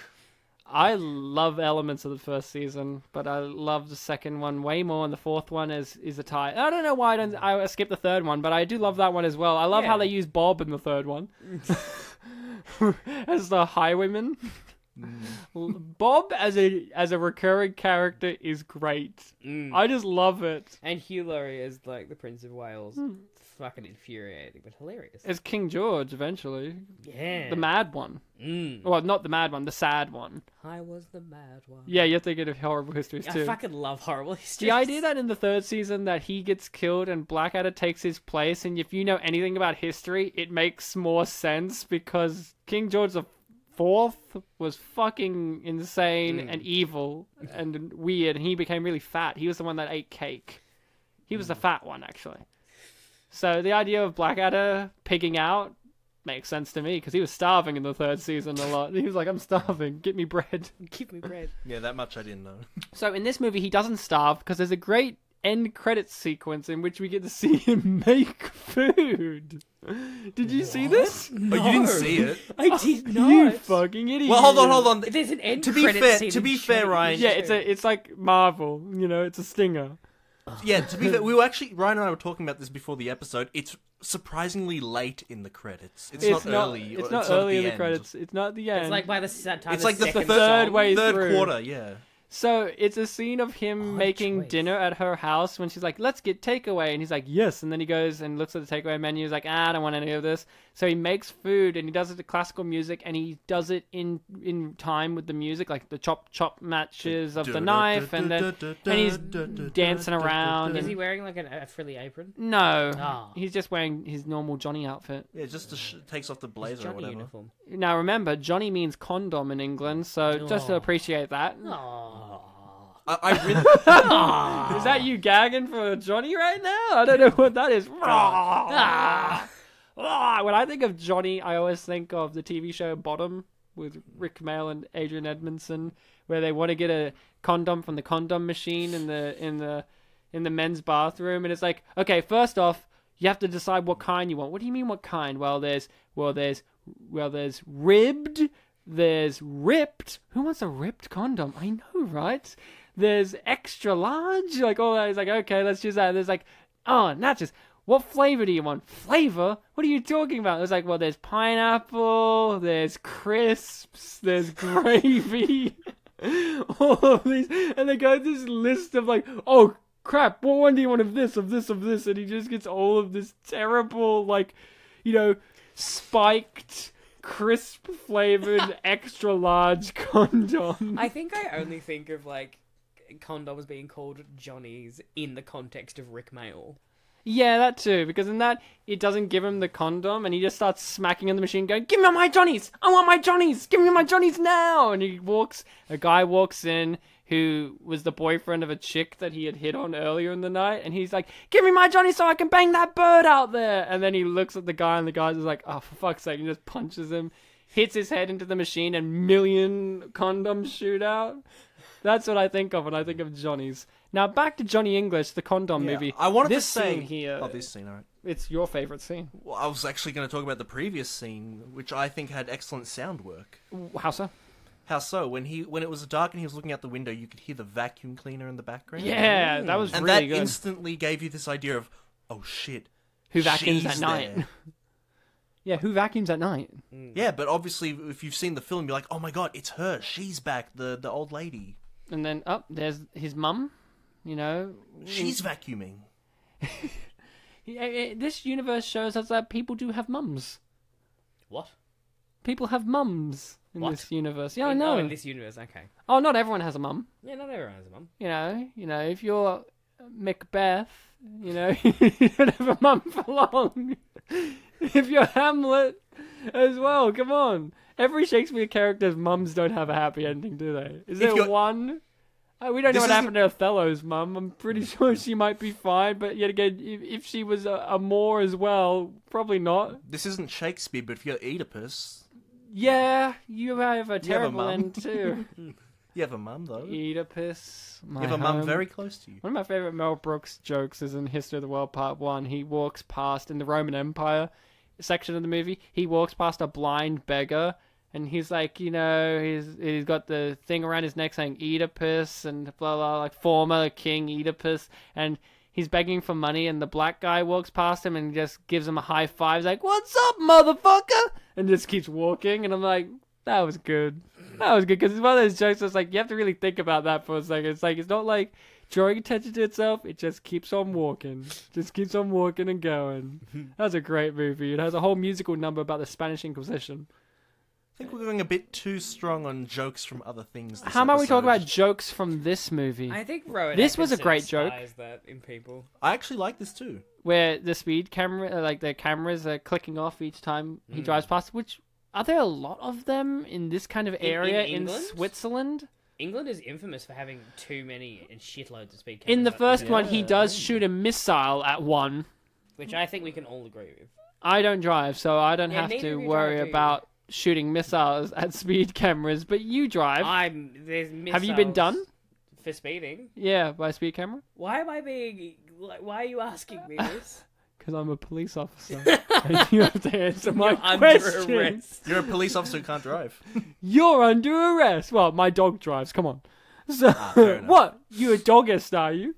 What? Against dogging? I mean, I've never thought about it, to be honest. Well, you're against dogging. You never thought about dogging once? No. Dogging twice? Dogging thrice? Like, what's Dogging- happening here? And you have to give dogging a rating. 3 times a lady. Dogging. Yeah, we all know dogging. Give it a go. So, gosh. what? That Nothing. seems like way more of an English thing, too. Oh, yeah. Just the name alone. Seems like ours would be called, like, maggoting or something. Oh, no. That's already a I term used. certainly That's hope already a not. term used for getting pissed drunk. He got maggoted. He got maggot. Sometimes they just say he got maggot. It would be like ute rooting or something. Yeah, Which saying the T's in those words is very uncomfortable. Rowan Atkinson would have a hard time if it was bees. Isn't it bees? Oh, okay. So, what was your favorite joke in this whole entire movie? Was there one that stood out for you? One that you said, that is a joke that I laughed at? Yeah, I wrote it down. Where? Where is your joke? Bartek, while Grayson's searching for a joke, you? Joke that I liked? Yeah, I'd have to consult my book, which is a memory bank. What about you, Ryan? What's your favorite joke? I think one of my favorite jokes in the movie has to be the visual imagery of him in a body bag jumping around, and then when he's like, Pegasus, and like the corner of the bag pokes out because he's pointing up, clearly. It reminded me of Lano and Woodley, where they have a whole thing where they do that with sleeping bags, but I loved it. I thought it was very funny. I also was like, Blue Heaven! that is like a perfect impression of me. You want me to do a real impression of you? No, please, I beg you. I'm I'll great. give you all the money in my wallet. I'll give you all the money in my wallet. Why is it at the end? Because then you just did it. Okay. See? I It's mean, an true to accurate life. representation. To be fair, that's every impression of everything ever. Thing. Correct. Not always. Sometimes it's me. It's completely different. There's two impressions, and then me. My Josh Peck impression's very good. Oh, do I want Yeah. to? Have you ever seen Josh Peck when he was a kid? Yes. Snow Day? You watched Snow Day? Yeah. Well, this is exactly how he sounds in Snow Day. Oh man, it's me, Josh Peck, and I'm in serious trouble. It's very similar to my Adam Sandler impression, if you know. It's Adam Sandler vibes. Oh man, it's This me, is how you make a snowball. It's me, Adam Sandler, and Josh Peck's dad. So, favorite joke, Grayson? Unfortunately, we have missed, I think, both of the jokes that I You can wrote tell down us, as to though. liking. The thing is I don't remember what they were. Well, tell me and I'll remember. It was after, It's after the fight with the, where he does the very competent, I'm going down the elevator thing. Yeah. And it's the fight where all the people on the boat are watching. Yeah. Right after that, I just wrote, best joke so far. Oh, is it the fact that he puts a tire on him to No. apprehend him? No. That was great. That was marvelous. Is it Gillian Anderson's accent, which I did not know was an English accent till the very last scene? Now, is that on you or is that on her? I think it's on her. Okay. I think it's very much on her. Yeah, Ryan can't make mistakes. No. I'm If infallible. I learn anything from Ryan. You do learn from me, which is something. You know, some people walk out knowing less. You know more. Money more, money more. You know, the classic song by Rex Manning in Empire Records. Money more, money more. Ryan, what is 50 out of 100 in percentage? A lot. So, there you go. I guess, yeah. Nailed it. You can't confuse that with a real answer. So, I felt that this movie did action a lot better than the first one as well. I thought this was a cute little sequence in which he disarms them by going, "Warning! This is a designated area," or whatever, and they just go, "Oh, I guess so." Like, he sounds like he knows what he's talking about. He's being very authoritative. I hope in the third movie they recast his character with Idris Elba to be like, he was 21, he was turning 21, but then when he turned 21, he turned into Idris Elba. Like, since we've seen him last, he's worked out to the point in which he's Idris Elba. Also, that is not how could we anything cast Johnny English with Idris Elba, and Rosamund Pike with Idris Elba, and everyone with Idris Elba? I mean, an entirely Idris Elba movie. You know, some directors say, could we cast this with Idris Elba? And I say the answer is yes, and they say, good on you, he will be in Star Trek 3, and we will put him in prosthetic makeup so you don't even recognize it's him, which is a stupid choice to make, Simon Pegg. You hack. Why did you decide that, Simon? Did he write that one? Yes. Okay. But whatever, you know, it's fine. Only Guy Ritchie had the balls to ask, can we put Tom Hardy and Idris Elba in the same movie as friends? And the answer is yes. That's Rock and Roller. Yeah. Also, can we have Mark Strong in Handsome it, Bob. please? Oh, can we have Mark Strong in almost anything ever? Can he be the villain in the next one? Oh. He was the villain in the first Sherlock Holmes movie. Yes, he was, and he had hair, and I was very confused. I've seen him with hair a lot of times, so it didn't confuse me. He was in Stardust as Septimus. He was. And he had hair in that, so I Long hair recognized too. him. Yeah. So, Bartek, favourite Mark Strong hair? John English Reborn. You nailed it, because that's him right there. I just pointed at He's Rowan pointing Atkinson. at Rowan Atkinson. If they did in the third one, you know in Austin Powers 3 when they have the gag where it's like all these real movie celebrities playing Austin Powers and Dr. Evil, if they did it like that with Johnny English 3 but they had Mark Strong as Johnny English, that would make my day. And then Idris Elba as Daniel Kaluuya, and then yeah, I said it. And then for Ben Miller, they just have Armstrong from Armstrong and Miller. Alexander Armstrong. Yeah. Alexander? From their, I can't remember, from their sketch show, Armstrong I and love Miller. Armstrong and Miller. Me and a friend Roger? genuinely go kill him every now and then. Roger, are you having an affair with my wife? Of course not. That voice on the answering machine sounds like her friend Margaret. It's like, fuck you. Bartek, I've got to ask you the big serious question now. Get ready. This I'm not ready. is, you better strap yourself in, right? Strap yourself That in. seatbelt on. Who would you play in Johnny English Reborn? If you were, you know, a director came up to you and said, I want you to audition. For the remake, yep. No, for this film. Oh, Back in Time. No. Time You've gotta is an choose illusion. Remake So, or Back in Time? which Pick one would you want to be? Which character would you play? Anyone. Of any gender or any species. How many species are in this film? There was a cat. There was a cat. There was, yeah. Who has a fun, interesting trivia fact? Oh. The name of the cat. Do you remember this? Oh, there was a The trivia name of the point cat about is it. foreshadowing because the name of the cat is a famous British spy that defected to the Russians. So it's kind of like foreshadowing to the fact that there's duplicity within the MI7. Kind of neat. Bartek? If I had to play anyone in this film, that's a tough one. I know. Ben Miller's not in it, so it's pretty tough. Yeah, You reckon I'd play Ben Miller? I'd be Boff. I would be hands Boff as well. Yeah, Can we like- all be Boff? No, but I was down. asking, There's do you... 3 Boffs. It'll be called Boff Squared. There's 3 of them. It'd be cubed. but- Oh, what square? Is that just 2? Yeah. Okay. Well, to the power of 2, so... To the power of 2. But Be no. Boff times Boff. Yeah, Boff. Boff to the power of Boff. Boffy Boff. Bob the Street Vampire Boys. Slayer. Bartek, roll. You could say Rosamund Pike if you want. I won't judge. Or this guy. That guy gave the best facial With the expression hedgehog ever. hair. Barely any hair. Hedgehogs have hair. We all know that Martin Freeman's a living hedgehog, so give him a break. I'd be her. Who? The sexy chick that I thought was Rosamund Pike? Yes. See, I can see she's got strawberry blonde hair, that chick. It is a blonde. Just like me. Bartek's so strawberry blonde, it's so confusing with his blackish beard. He's so strawberry blonde, it's painful. Well, Grayson and I, we don't have hair. We are in fact made out of goo. I'm entirely aerodynamic inhalers. I said we were made out of goo. That's where I went, and you went Aerodynamic? Yeah, you went with aerodynamic. I want to whoosh through the wind. What is your problem with that? We are Flubber with Robin Williams, a movie that will be on the show one day. I loved that movie as a child. Isn't French Stewart the voice of the robot, or is that my imagination? Could you just say, is French Stewart anything? And I'll probably say, yeah. Yeah, probably. Is she French? It's a guy. Is he French?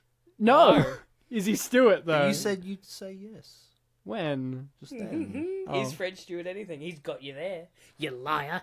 Is French Stewart human? I don't know, but in Third Rock from the That's still not Sun, a he yes. is not. He's barely an alien there. He's barely in conscious intelligence. So, you would be the chick. Because she was on the screen at the time when I answered. She reminded me of And I want to be on the screen. the chick from The Lobster, and blue is the warmest color, and she was a James Bond girl. I can't remember what her name is. And also, I know how to hold banana. I think it's like a yes, you I do. know how to hold banana. Yeah. Love that. Just one. Only one. Punch? No. Oh no! Well, it's not really funny. It's overdoing it. if you hold bunch. Don't give him more than a single banana. You know. He knows how to hold banana. I mean, this is Johnny English Reborn, not some kind of monkey business. Grayson, you've done acting in the past, and I don't know if you're still into it, but if you had to be in Johnny English as anyone or anything, what would you want to be? My immediate thought is Miles Jupp's cameo. I just aspire to be a Miles Juppish figure. Oh yeah, I could see you doing that. I aspire to be Juppish. Have you seen those mints? Anyone's seen the throat change lozenges? That's not how he talks. Did he take one of the lozenges when he asked? Yes. They're in your fucking mouth, you idiot. Hey, if you ate more than one, would it give you different voices at the same time? I sincerely hope so. I would choose Percy from Blackadder being Patches. Ryan. Did they give him that nickname after or before? Because Johnny didn't know him with injuries. His name is Patch, is it not? They call him Patch. Patch Quarterman or something? Patch Quarterman. Is his name not Patch? Is Patch a real name? Yeah. Patches, I think. They're English. They have all sorts I think of it's names. Patches. I said No, that. his name is Patch. Yeah, but I think it's Patches. I thought... Oh, is it just Patch? Oh, But no, is that maybe it a was real Patch. name? What's that short for? Patrick? I mean, it's like the English have a lot of different names, like Chip and Tarquin and all that sort of stuff. yeah, Tarquin. Yeah. You could just make up a name. Ryan, Is he Welsh? Because you can make up any name with a Welsh. Exactly. I think you could be Agent 1, Ryan, because you're tall, handsome, and you'll explode. Oh, I was going to be Patch. Because I'm You just like tall, to make handsome, him- and I have already exploded. And I've built myself robot legs and robot hand. And I've got a wheelchair And that you goes... want someone to call you darling. Darling! This is one of the few times where I think Rowan Atkinson could have gone further. No. No? He had lipstick on already. How much farther can he get? More makeup? I fucking... Oh, God. What? It made sense in the context of the movie. It did. I think, he's... Because when it was just he has when he drank the drug and they're like, here's a manic episode or whatever, I was like, he's gonna go off the fucking chain. He did. He went up the wall. He literally went up a wall. What more what do do you you want? want from him? Look what he's doing now. Is this the... Yeah, the hands in the air, like you just Word don't up. care. Yeah. Word You know what? I up. think That I song actually plays did at laugh work. quite a bit at this. I Me laugh. too. See? You gave your laughs. I also love this I like song. fucking Moulin Rouge, which sucks. Just want to get back to that, by the way. Vendetta. Do you not like musicals? Or? No, I like musicals, but I like ones with actual original music as well. Oh, okay. Here's my problem. You don't like a jukebox musical? not all the time. Mm-hmm. Moulin Rouge is one of those ones where it's like, hey, we have to have a whole bunch. What are they called? Richard Medley. Roxburgh. That's his name. Yes. The Count. Sorry. Oh, Ryan, okay. The guy that I thought was in Thunderpants, but he's not. Was the word you were looking for medley? Medley. They're like, we have to have a medley of love songs. What David Bowie one can we chuck in there? Shit, David Bowie doesn't actually write love songs. Fuck, I guess we'll put Heroes in. Because he says, one day, like, I guess, I saw them kissing by the wall. That involves romance, even though it's about the fucking Berlin Wall, a time of epic tragedy. Whatever. We'll put it in. Because he doesn't write love songs, he writes songs about being famous and aliens. The real elephant in the room was the elephant love song. Yeah, of course. The real elephant in Moulin Rouge is the fact that the best part is the Roxanne moment and nothing else, nothing ever. Roxanne. Nothing Nothing else matters. That's the only good part. I'll Very give you true. that. I'll give you a fair shake of the sauce bottle, as Kevin Rudd once said. I'll give you a fair shake. That is the good part of the movie. The Roxanne part, and then nothing else. Oh, look at me, I'm Nicole Kidman. I have illness where I cough blood and die. You're not a fan of Spectacular? Nah, Okay. not a fan of much. I like the Is that bit the where... song where they picture the play? Yeah, I yeah. like that song. Is that this? Does that song incorporate the bit where Jim Broadbent has like the thing wrapped around his head and they're screaming and Richard That is Roxburgh great. is yelling at him and he's like, because I like that bit. It's very good. But is it as good as this moment where Rosamund Pike kisses him back to life and he's like, need a bit more, not ready yet. Rosamund Pike His kisses lipstick's him. almost gone. Maybe I No, want they to be wiped John it off of English. his mouth Oh, okay. before the paramedics. Yeah, she's good actress. I didn't even know who she was before Gone Girl.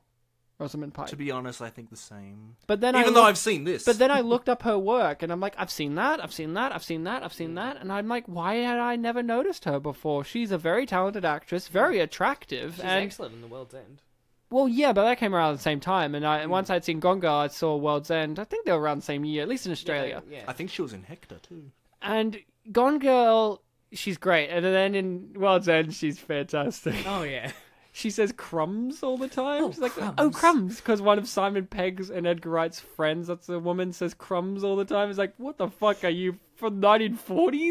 So she's like a 27-year-old woman. Oh, crumbs. Oh, crumbs. I love the way she does it. I love the bit in World's End when her friends have their legs attached to where their arms should be, and she's like, Is her name Susan? who knows? What's her name in this? Oh, good point. Come on. If you asked me yesterday, I could tell you. Is it in your notes anywhere? It is not, no. She's gonna Gone Girl him, I hope, is a note written down. And I stand And you by have not that. watched Gone Girl. I've not watched So Gone you don't Girl. know what Gone Girling him really is. I know the general gist. Which is be a nice person, befriend a pregnant woman. I know it involves murdering Neil Patrick Harris. Well, that's always a plus in my book. Oh, yeah, if he you can wasn't murder Not Neil... a fan? No, he's alright. Okay. No, he's the best part of everything he's in as well. I mean, not always the best part. I mean, Starship Troopers as a movie as a whole is the best part of itself. And you can't just say he's the best part of it in it because the whole movie exists. But, Okay. like, he's great in it as a Nazi. He's basically a Nazi if you haven't seen it. I haven't. No. Enough about my favorite parts. In This, Starship Troopers. what do they call those? Skylines? Are they called skylines? They're like sky gondolas or something. Because I asked my girlfriend and she says, I think they're still called trams. I'm like, no, I think they're called sky buses. Aren't they like airlifts or something? If you own one, tell me what they're called. In New Zealand, when New Zealand, yeah? New Zealand, yes. There's this place in Rotorua, and anyone who knows it is going to murder me for not knowing the name of it. They call it gondolas, sky gondolas. Oh, yeah. You know what? I think I actually know the name of everything in that except the card itself. I think they're called like ropeways. Wow. So like ropeway cabin. I've never been to a place where it snowed before, so I've never had Have you to... not? No, Okay. never had to go anywhere where it snows. I live in Australia. You have to go to very far out places And it's very for snow. expensive, yeah. Mount And- Buller. Yeah, And another... Perisher, I've never been to Yeah, Perisher. Perisher. Well, I would have gone if I had to. I would have gone to Perisher because I was physically closer to it Yeah. than the other one. It's But- okay. Don't worry about it. Snow's overrated. It's fun, but it's I know it gives you a stupidly sunburn. expensive. It's Oh yeah. freaking cold. Whenever you see in the Is car... it? It is, yes, believe it or not, Ryan. Is snow cold? Can you guarantee me that is information? Can you? I cannot guarantee. Listen, anything. Ryan. Can you remind me if it's true? Is snow cold? Yeah, it is true. Is water wet? Oh, I don't know. I've heard it, but I don't know if I believe Listen, it. Ryan, just I haven't if you're tasted going to it. make a snowball, it's not that great doing it with your bare hands. Well, thank God I've got human hands, so I can do it with them. I feel like a bear would have an easier Oh, this time is where the because- ball strengthening pays off. Well, it does, actually. And he's like, what's wrong with you? Because his whole thing is, no, this is actually really good because you're making fun of the bowl thing coming back. You're like, you're not a fan of it, right? But I think it actually works because Agent 1 is all about masculine bravado, blah, blah, blah. And it's a he decent discredits Johnny English because he finds him to be this effeminate, loser, wimpy guy that's the opposite of that masculine agent that, the James Bond type. So in the end, him getting kicked in the balls, him having that be his undoing is quite funny. Because it's like, haha, take that toxic masculinity. Also, Right in the also the film, like, not only can you, the audience, see it coming, but the film acknowledges that it's coming with Rowan Atkinson giving this knowing look and doing the bow. So it makes it kind of extra funny in that way. I don't know if Agent 1 came when he got kicked in the balls, but we knew it was coming. Also, Ryan, one more thing about Snow. Rowan Atkinson... Yes? Rowan Atkinson being on his back in the snow, it's hard to get up. That's very true. He also fell What on have you been doing in the snow, Bartek? falling off skis. Not only have I been in this situation, but I've had the ski boots on and skis. Impossible to get up. I needed to wait for my daddy. Fun fact, I've never skied. I've snowboarded. I've Whoa, not hold skied. on, hold on.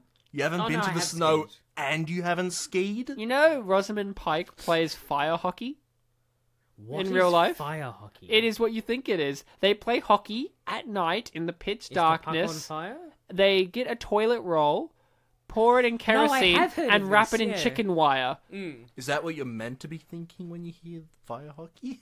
No, I didn't say that. You said it's exactly what you think it is. Yeah, it's hockey that's on fire.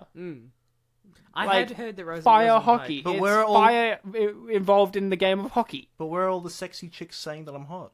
Well, they're playing fire hockey. Ah, okay. Oh, and if you wanted more Australian politics, I guess fire hockey is people saying fire Joe Hockey. He's a terrible, terrible man. Get rid Is of he him. still relevant? Is he- No. Okay, good.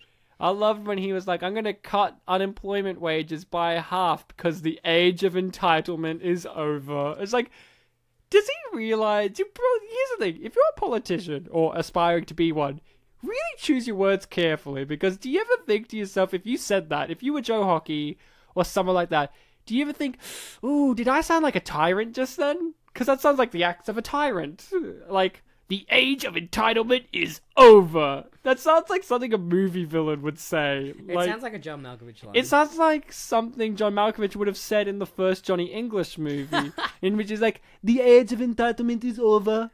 Because he's French in that. Oh yeah, the scene I remember from, Pascal Sauvage. from the first movie is him swinging like during Above the coronation, him. him swinging above him, and John Malkovich going merde, and me as a child going, I know what that means. That means shit in French. I didn't know that, and I used to speak fluent French, so there you go. Are you lying to me right now? Well, not fluent enough Okay. to, but Yeah, I was enough. going to say, I don't think it was fluent, was it? I was very, very good at French, so I had extra You were lessons. top of the year, weren't you? I was top of my year, and I had extra lessons in French because I was very, very good at it. But then the French teacher retired, and they stopped teaching it, and I Oh, fuck. didn't know how to speak it because you have to keep it up, right? Yeah. So no, You have to keep it upright. like a dick, my dick to be precise, because it's very Why long. do you keep doing this? You said keep it upright, and then you said it said again. keep it upright. And then you repeated it like, keep it upright. And So- I was sitting here being like, when's the dick joke? Oh, I thought you were gonna be like, keep what up, guys? I'm completely oblivious. Keep up the queen. I should ask the sexy chicks that call me hot. Can we kill the queen? Yeah, I let's mean, do it. Us personally, Yeah. I would like to opt out of this. if Why that's do you all right like the with queen? I have no. Someone who doesn't want to be a part of the Commonwealth sure likes the queen. I honestly do not have any strong opinions on the Queen. I just don't really want to murder anyone. If that's cool with you. You know, recently, a little while ago, she wore a green screen dress like a dress that's the same color as a green screen, so people have been having a fucking wild time with that. Listen, right, we just need to buy a cow costume, and I think we're golden. So, guys, the movie has ended, and as you know, we talked about it very extensively. Oh, So yeah. it's our time to shine now. Do we have to just sit in silence and wait for the credits scene? Every No, one of I'm my gonna notes say was let's mentioned. give our reviews and a rating. I'll go first. I think this film was an improvement, a step forward in the Johnny franchise. English franchise, which is still an active franchise. The only film franchise that Rowan Atkinson is in. This is the only trilogy he's in, which is kind of neat. I think it's great that for film, Rowan Atkinson does have a leading man franchise because he's always been the greatest part of everything. You know, Blackadder, Mr. Bean, but when it comes to movies, he's always that supporting character who steals every scene he's in. I personally hate Four Weddings and a Funeral, but when he comes in, the movie actually becomes a 10 out of 10, and then when he goes away, back down to whatever rating I want to give it. Love Actually when he appears and annoys the Exactly. shit out of Alan. What's his name? Rickman. And Witches, the Roald Dahl one with Angelica Houston, where she turns children into mice. Yeah. He's the concierge of the hotel, and he chops her in half with a cleaver from the kitchen. He's been in so many things, and this film, I feel like he elevated his material. He had elevated material and performance, because in the first one, he himself admitted wasn't very good as a film, which I found shocking, because I think the first one's actually really good to the point it's an unappreciated masterpiece, but I think this one's even more unappreciated, because people talk about it like, the second one. Oh yeah, I didn't see it, or it's alright, or the first one's funnier because the first one has more nostalgia for people. It came out in 2003. That was 15 years ago. Well, this one came out in 2011, which is not so long ago. And now there's a new one coming out. I like the fact that the Johnny English franchise is like, let's have a really long gap between each movie. I can't wait for the Johnny English 4 to come out in like 8 years' time. Well, you know, Ryan, I think it's one less year gap between each one. Oh, so they're getting closer and closer, and then So the next one will be 1 year less. And then 1 year we'll have like 3 Johnny English movies in the same year. And Rowan's just a corpse by then. And they've just got his coffin out and they're wheeling it about doing stuff. And Ben Miller's like, finally, it's my time to shine. Who's ready for Boff? Yeah. And it's directed by Ryan Coogler. Yeah, the first gap was Because he did Black Panther. And then he would do Johnny English because now makes sense. Daniel's the lead in it as well. Yeah, it's first, like they're both of them, Boff and I can't remember what Daniel's character's name was in this. Tucker. Their role is to keep Rowan's body moist. We don't want it to decay. Like fucking Doctor Who, moisturize me. Yes. So he wanted to make. And he was wasn't in Doctor Who available. as well. Who was? Daniel. Yeah, he was. There you go. I mean, So- he's an English actor, of course. He's been in I Doctor Who. will give this film here a it is. rating out of best credit scene out of the best credit scene ever. It's totally worth watching. It is not at all fluff. Bartek? Johnny English Reborn certainly rebirthed the franchise. I thought it was a great film. My friends thought it was a great film. But most people didn't seem to think. And I do think that is the problem. The problem is that you think I no, think no. he thinks, therefore he is. That's the problem. Descartes. To as human. Descartes. This is a great film if you like to lol. This is also a great film if you like the spy genre. The Sponra, if you will. The spionra. The spionra. Spionra. Spionra. Sponge, if you want. I don't. Do you want a sponge? No. I just sponged so hard. How many times do I have to say no? Sponged. Go on. Sorry about it. This film felt like a step up from the previous film. Whether you think it's better or not, you can tell that more thought from the filmmaker's part was put into it. Rowan Atkinson is playing a more mature character in this sense. The rookie is gone. He does not start this film off in the Mr. Bean outfit. No, like the first one. Which evokes a sense of whimsy about the character, and you really get the sense that he is a rookie with only like one person below him being his sidekick. This is a very beanish scene. And the Well, music that's it's playing over different. this is the... In the Hall of Mountain King, yeah. Who is And- the composer of that? Some guy. I don't know, I didn't read it when he pulled out the CD. It's some guy. I hope it's... Okay, that's funny. That's really fucking funny. And that's the biggest laugh Grayson had from the whole movie. No, yeah, it is though. And that is a good point. There's good writing and good delivery, but there's also good physical acting. Like, Ryan, you said your favourite scene is the rooftop scene, This Yeah. would be fun to do. which has the great juxtaposition of the Asian assassin guy, parkouring over everything, and Rowan Atkinson simply being all zen and just walking through things using No. his brains. Here's the payoff to the whole sequence. You think... Oh, now, great punchline. this is such a epic punchline, Grayson. You're going to have to hold yourself back for a second. Can I make another Physically- sync comment? Oh, look, Hold look, yourself here it back is. for the punchline. You put it in the oven. The end. So you were about to make a statement? Yeah, the sync was very weird in this one. I'm Was it noticing a- sinks in this movie. Was it a farmhouse thing? I don't think it was. The weird thing was it was two different sink bowls, sink Okay. tubs, and the faucet, the tap. Nozzle. Thank you. The nozzle, yes. The elephant was snout. in the middle, but there was a gap between the two sinks.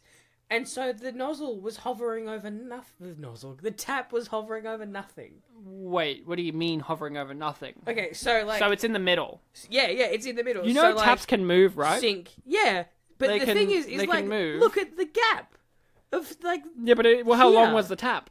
it was very long. So and there you go. It would reach. It would both. move. It's just what is the point And of that that's design? why it was a deleted scene. Why is there a gap in the I'll- middle I'll of tell two ya. sinks? Who I'll wants tell a ya. gap between the two It's sinks? to put the dirty dishes in.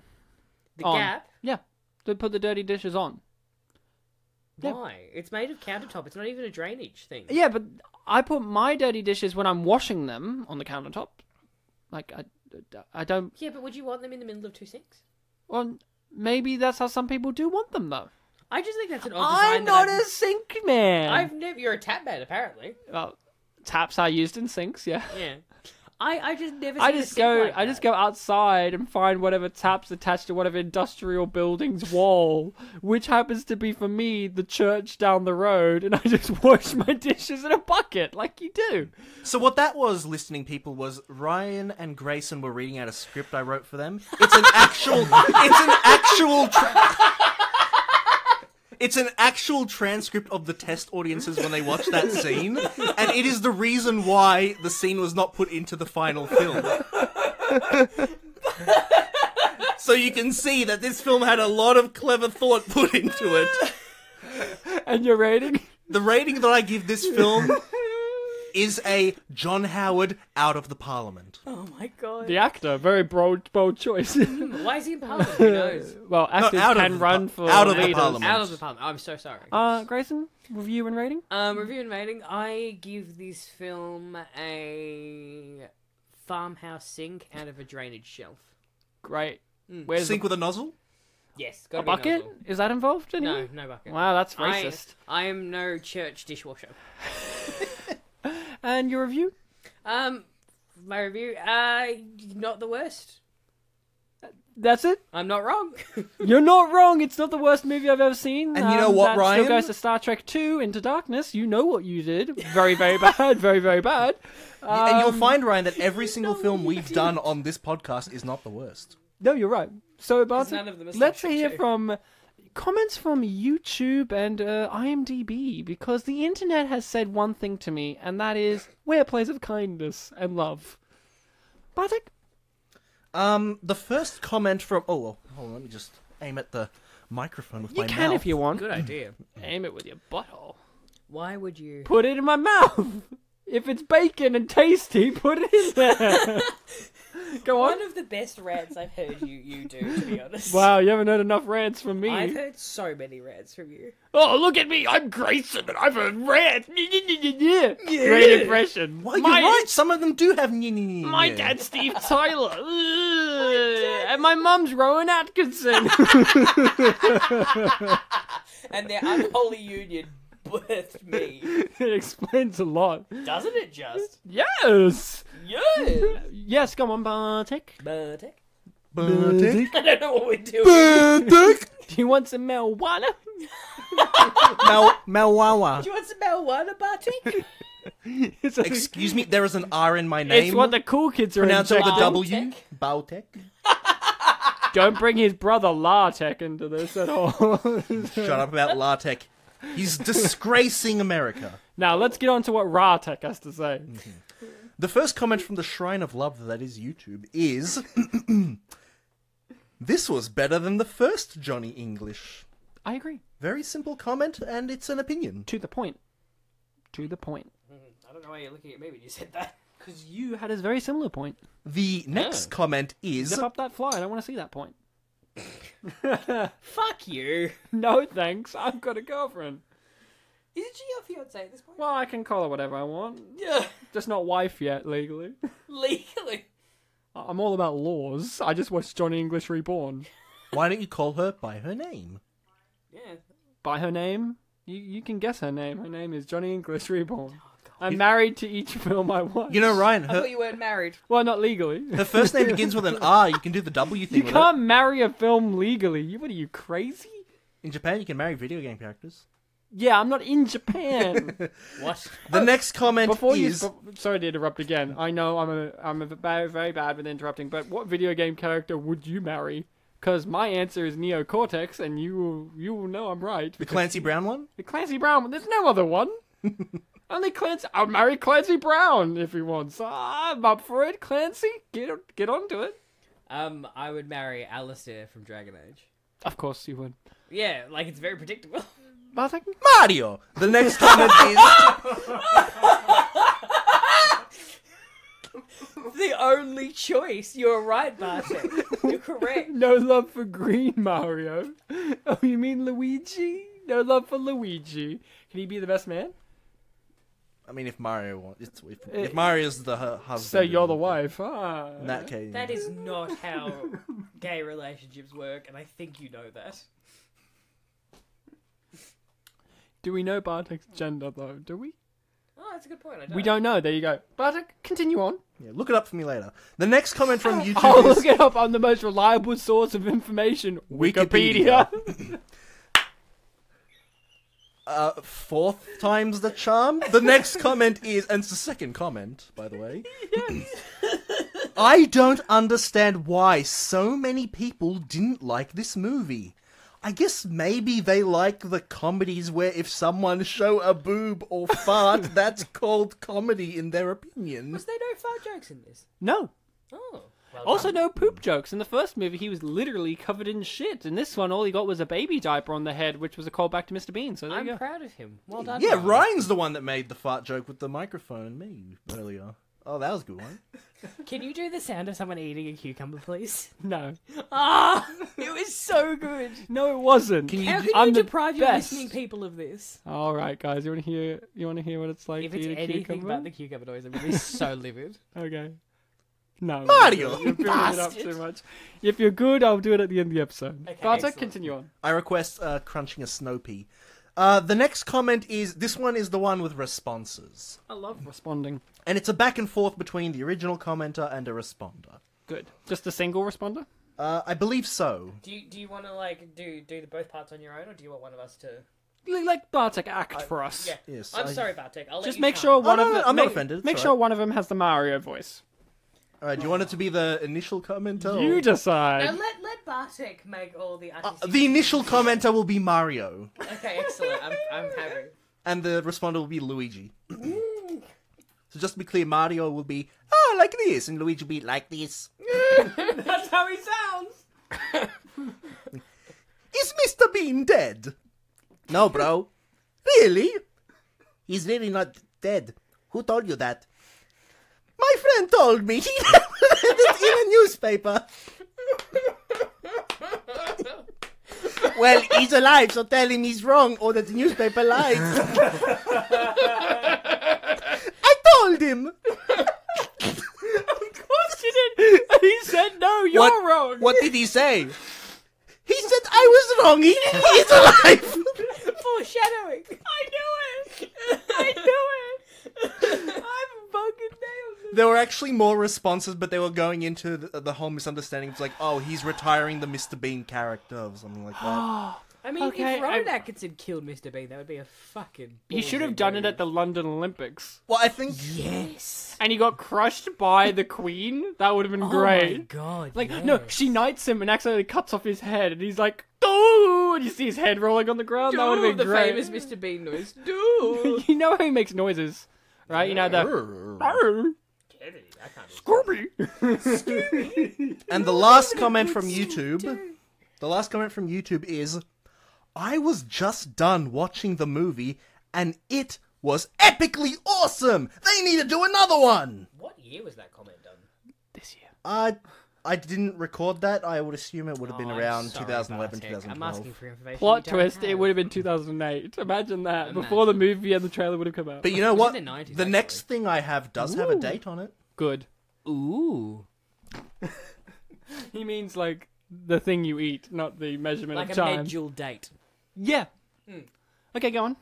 It is an IMDb review, the last thing that I've brought for this episode. I'm listening. The review is titled, and it's all in lowercase, and let me just clear my nose for a sec. You want to hear a cucumber noise? Nah. You bastard. I think laughing while trying to do Mario and Luigi just messed up my throat. Oh no. Do you want to take Bartek 5? never spoke again. No, that's alright. Okay. The title of the review, in all lowercase, is Something Wrong with the Script Writers and the Company That Hired Them? It's a question. Question mark at the end. Hope they give us an answer. From number 2 July 2012. Ryan, there's no rating. Okay, this is edge of my seat material. Yeah, it's edgy. The review goes as such, rather. And I believe it's all in lower... No, there are some capitals. Okay, good. Thank God. This film, is not good. The kind of humor is not a $40 million humor. For example, in the beginning of the movie, he drops a cat out of the window. This was supposed to be funny. He kept on hanging on this joke, walking around pretending he has a cat in his arms. It is not funny. I am pretty sure no one ever laughed at this scene. It is such a waste of everybody's time working on the movie, as well as a waste of time for the audience. The person who wrote this weak joke should be fired. What were they thinking making this movie? That we are idiots laughing for just anything? Sorry, but you need to be more funny. It was cheap. Very cheap. I'll admit that I'm an idiot. Then a bit later, he fights with the old lady and almost kills her. The wrong lady. Also not funny. And these are just a few examples. Weak script writing, there is no movie. Just weak part after weak part. After about half an hour, I couldn't take it anymore and decided to not waste my time even further. Rowan completely lost it in this movie, and I first thought it was gonna be fun, but no. Skip this one. It is the opposite of a masterpiece. They could have spent their millions much better. I can't believe the company responsible for paying for this movie actually approved it and let this all happen. They must have been sleepy while signing the contract. Yeah, they were. Right. They must have been sleepy while signing the contract for 40 million. Yep. Wait. 40 million and not pay attention who wrote the extremely weak script. Is that all they had to say? That's all they had to say. Here's what I have to say. You wasted my time, reviewer. Moving on. Yeah, and why do you write 40 million the number and then add million at the end? I always feel like a bit of a defiance when in like reviews and stuff they say, skip this one. I'm like, no, you don't get to tell me what to do. Well, apparently they didn't even finish the film. You they skipped this can't one. tell me what to skip. Exactly. Skippy. So, Whoa. you guys have been fantastic, amazing, wonderful listening people. As always, Grayson, a pleasure to have you on the show giving your in-depth analysis and views on the movie we had watched.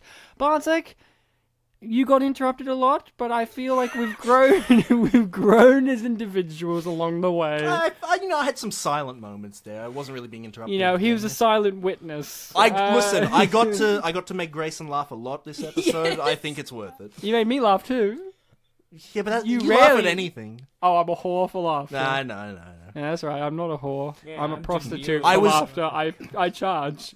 I charge. I was for- literally, Became a I was literally sex about worker. to say. I Thank you chose very much. prostitute as my word. I've liberated it. There you go. Okay. So You can Alright. say that I was you charging guys my have been jokes. fantastic. If you want to listen to us more so, you just type Spit and Polish Presents into the Google, and we're on Spotify, iTunes, YouTube. Heck, we got social medias. We got the Facebook and Twitter, and we don't have Instagram because really, that's still a thing. For a podcast? And you know For what, a podcast, Ryan? what are you, an idiot? And Ryan, you know what? Okay. And then there's some podcast legend out there like Joe Rogan being like, I use Instagram and it's where I get most of my listeners. And I'm like, calm down, Joe. You haven't been relevant since news radio finished. And then people are like, I love Joe Rogan.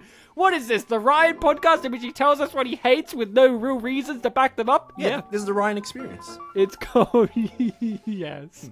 And you know what, Ryan? If they want to hear more of us, there's a good chance that if they press the back button right now, they'll get more episode listings. Oh, they'll just go back to the very beginning of this episode. Which, like, why Well, not? I mean, like the back button on their browser if they're watching it off a computer. Fair enough. So, until next time, guys, remember to be kind to one another. And each other. And each other. You bastard. Ryan, can you do a snow pea now? No. Oh. Hey, listening people, what are you doing? The episode's over. Go home. What are you doing? That's like Get the outta Matthew here. Broderick joke. Get out of here, kids.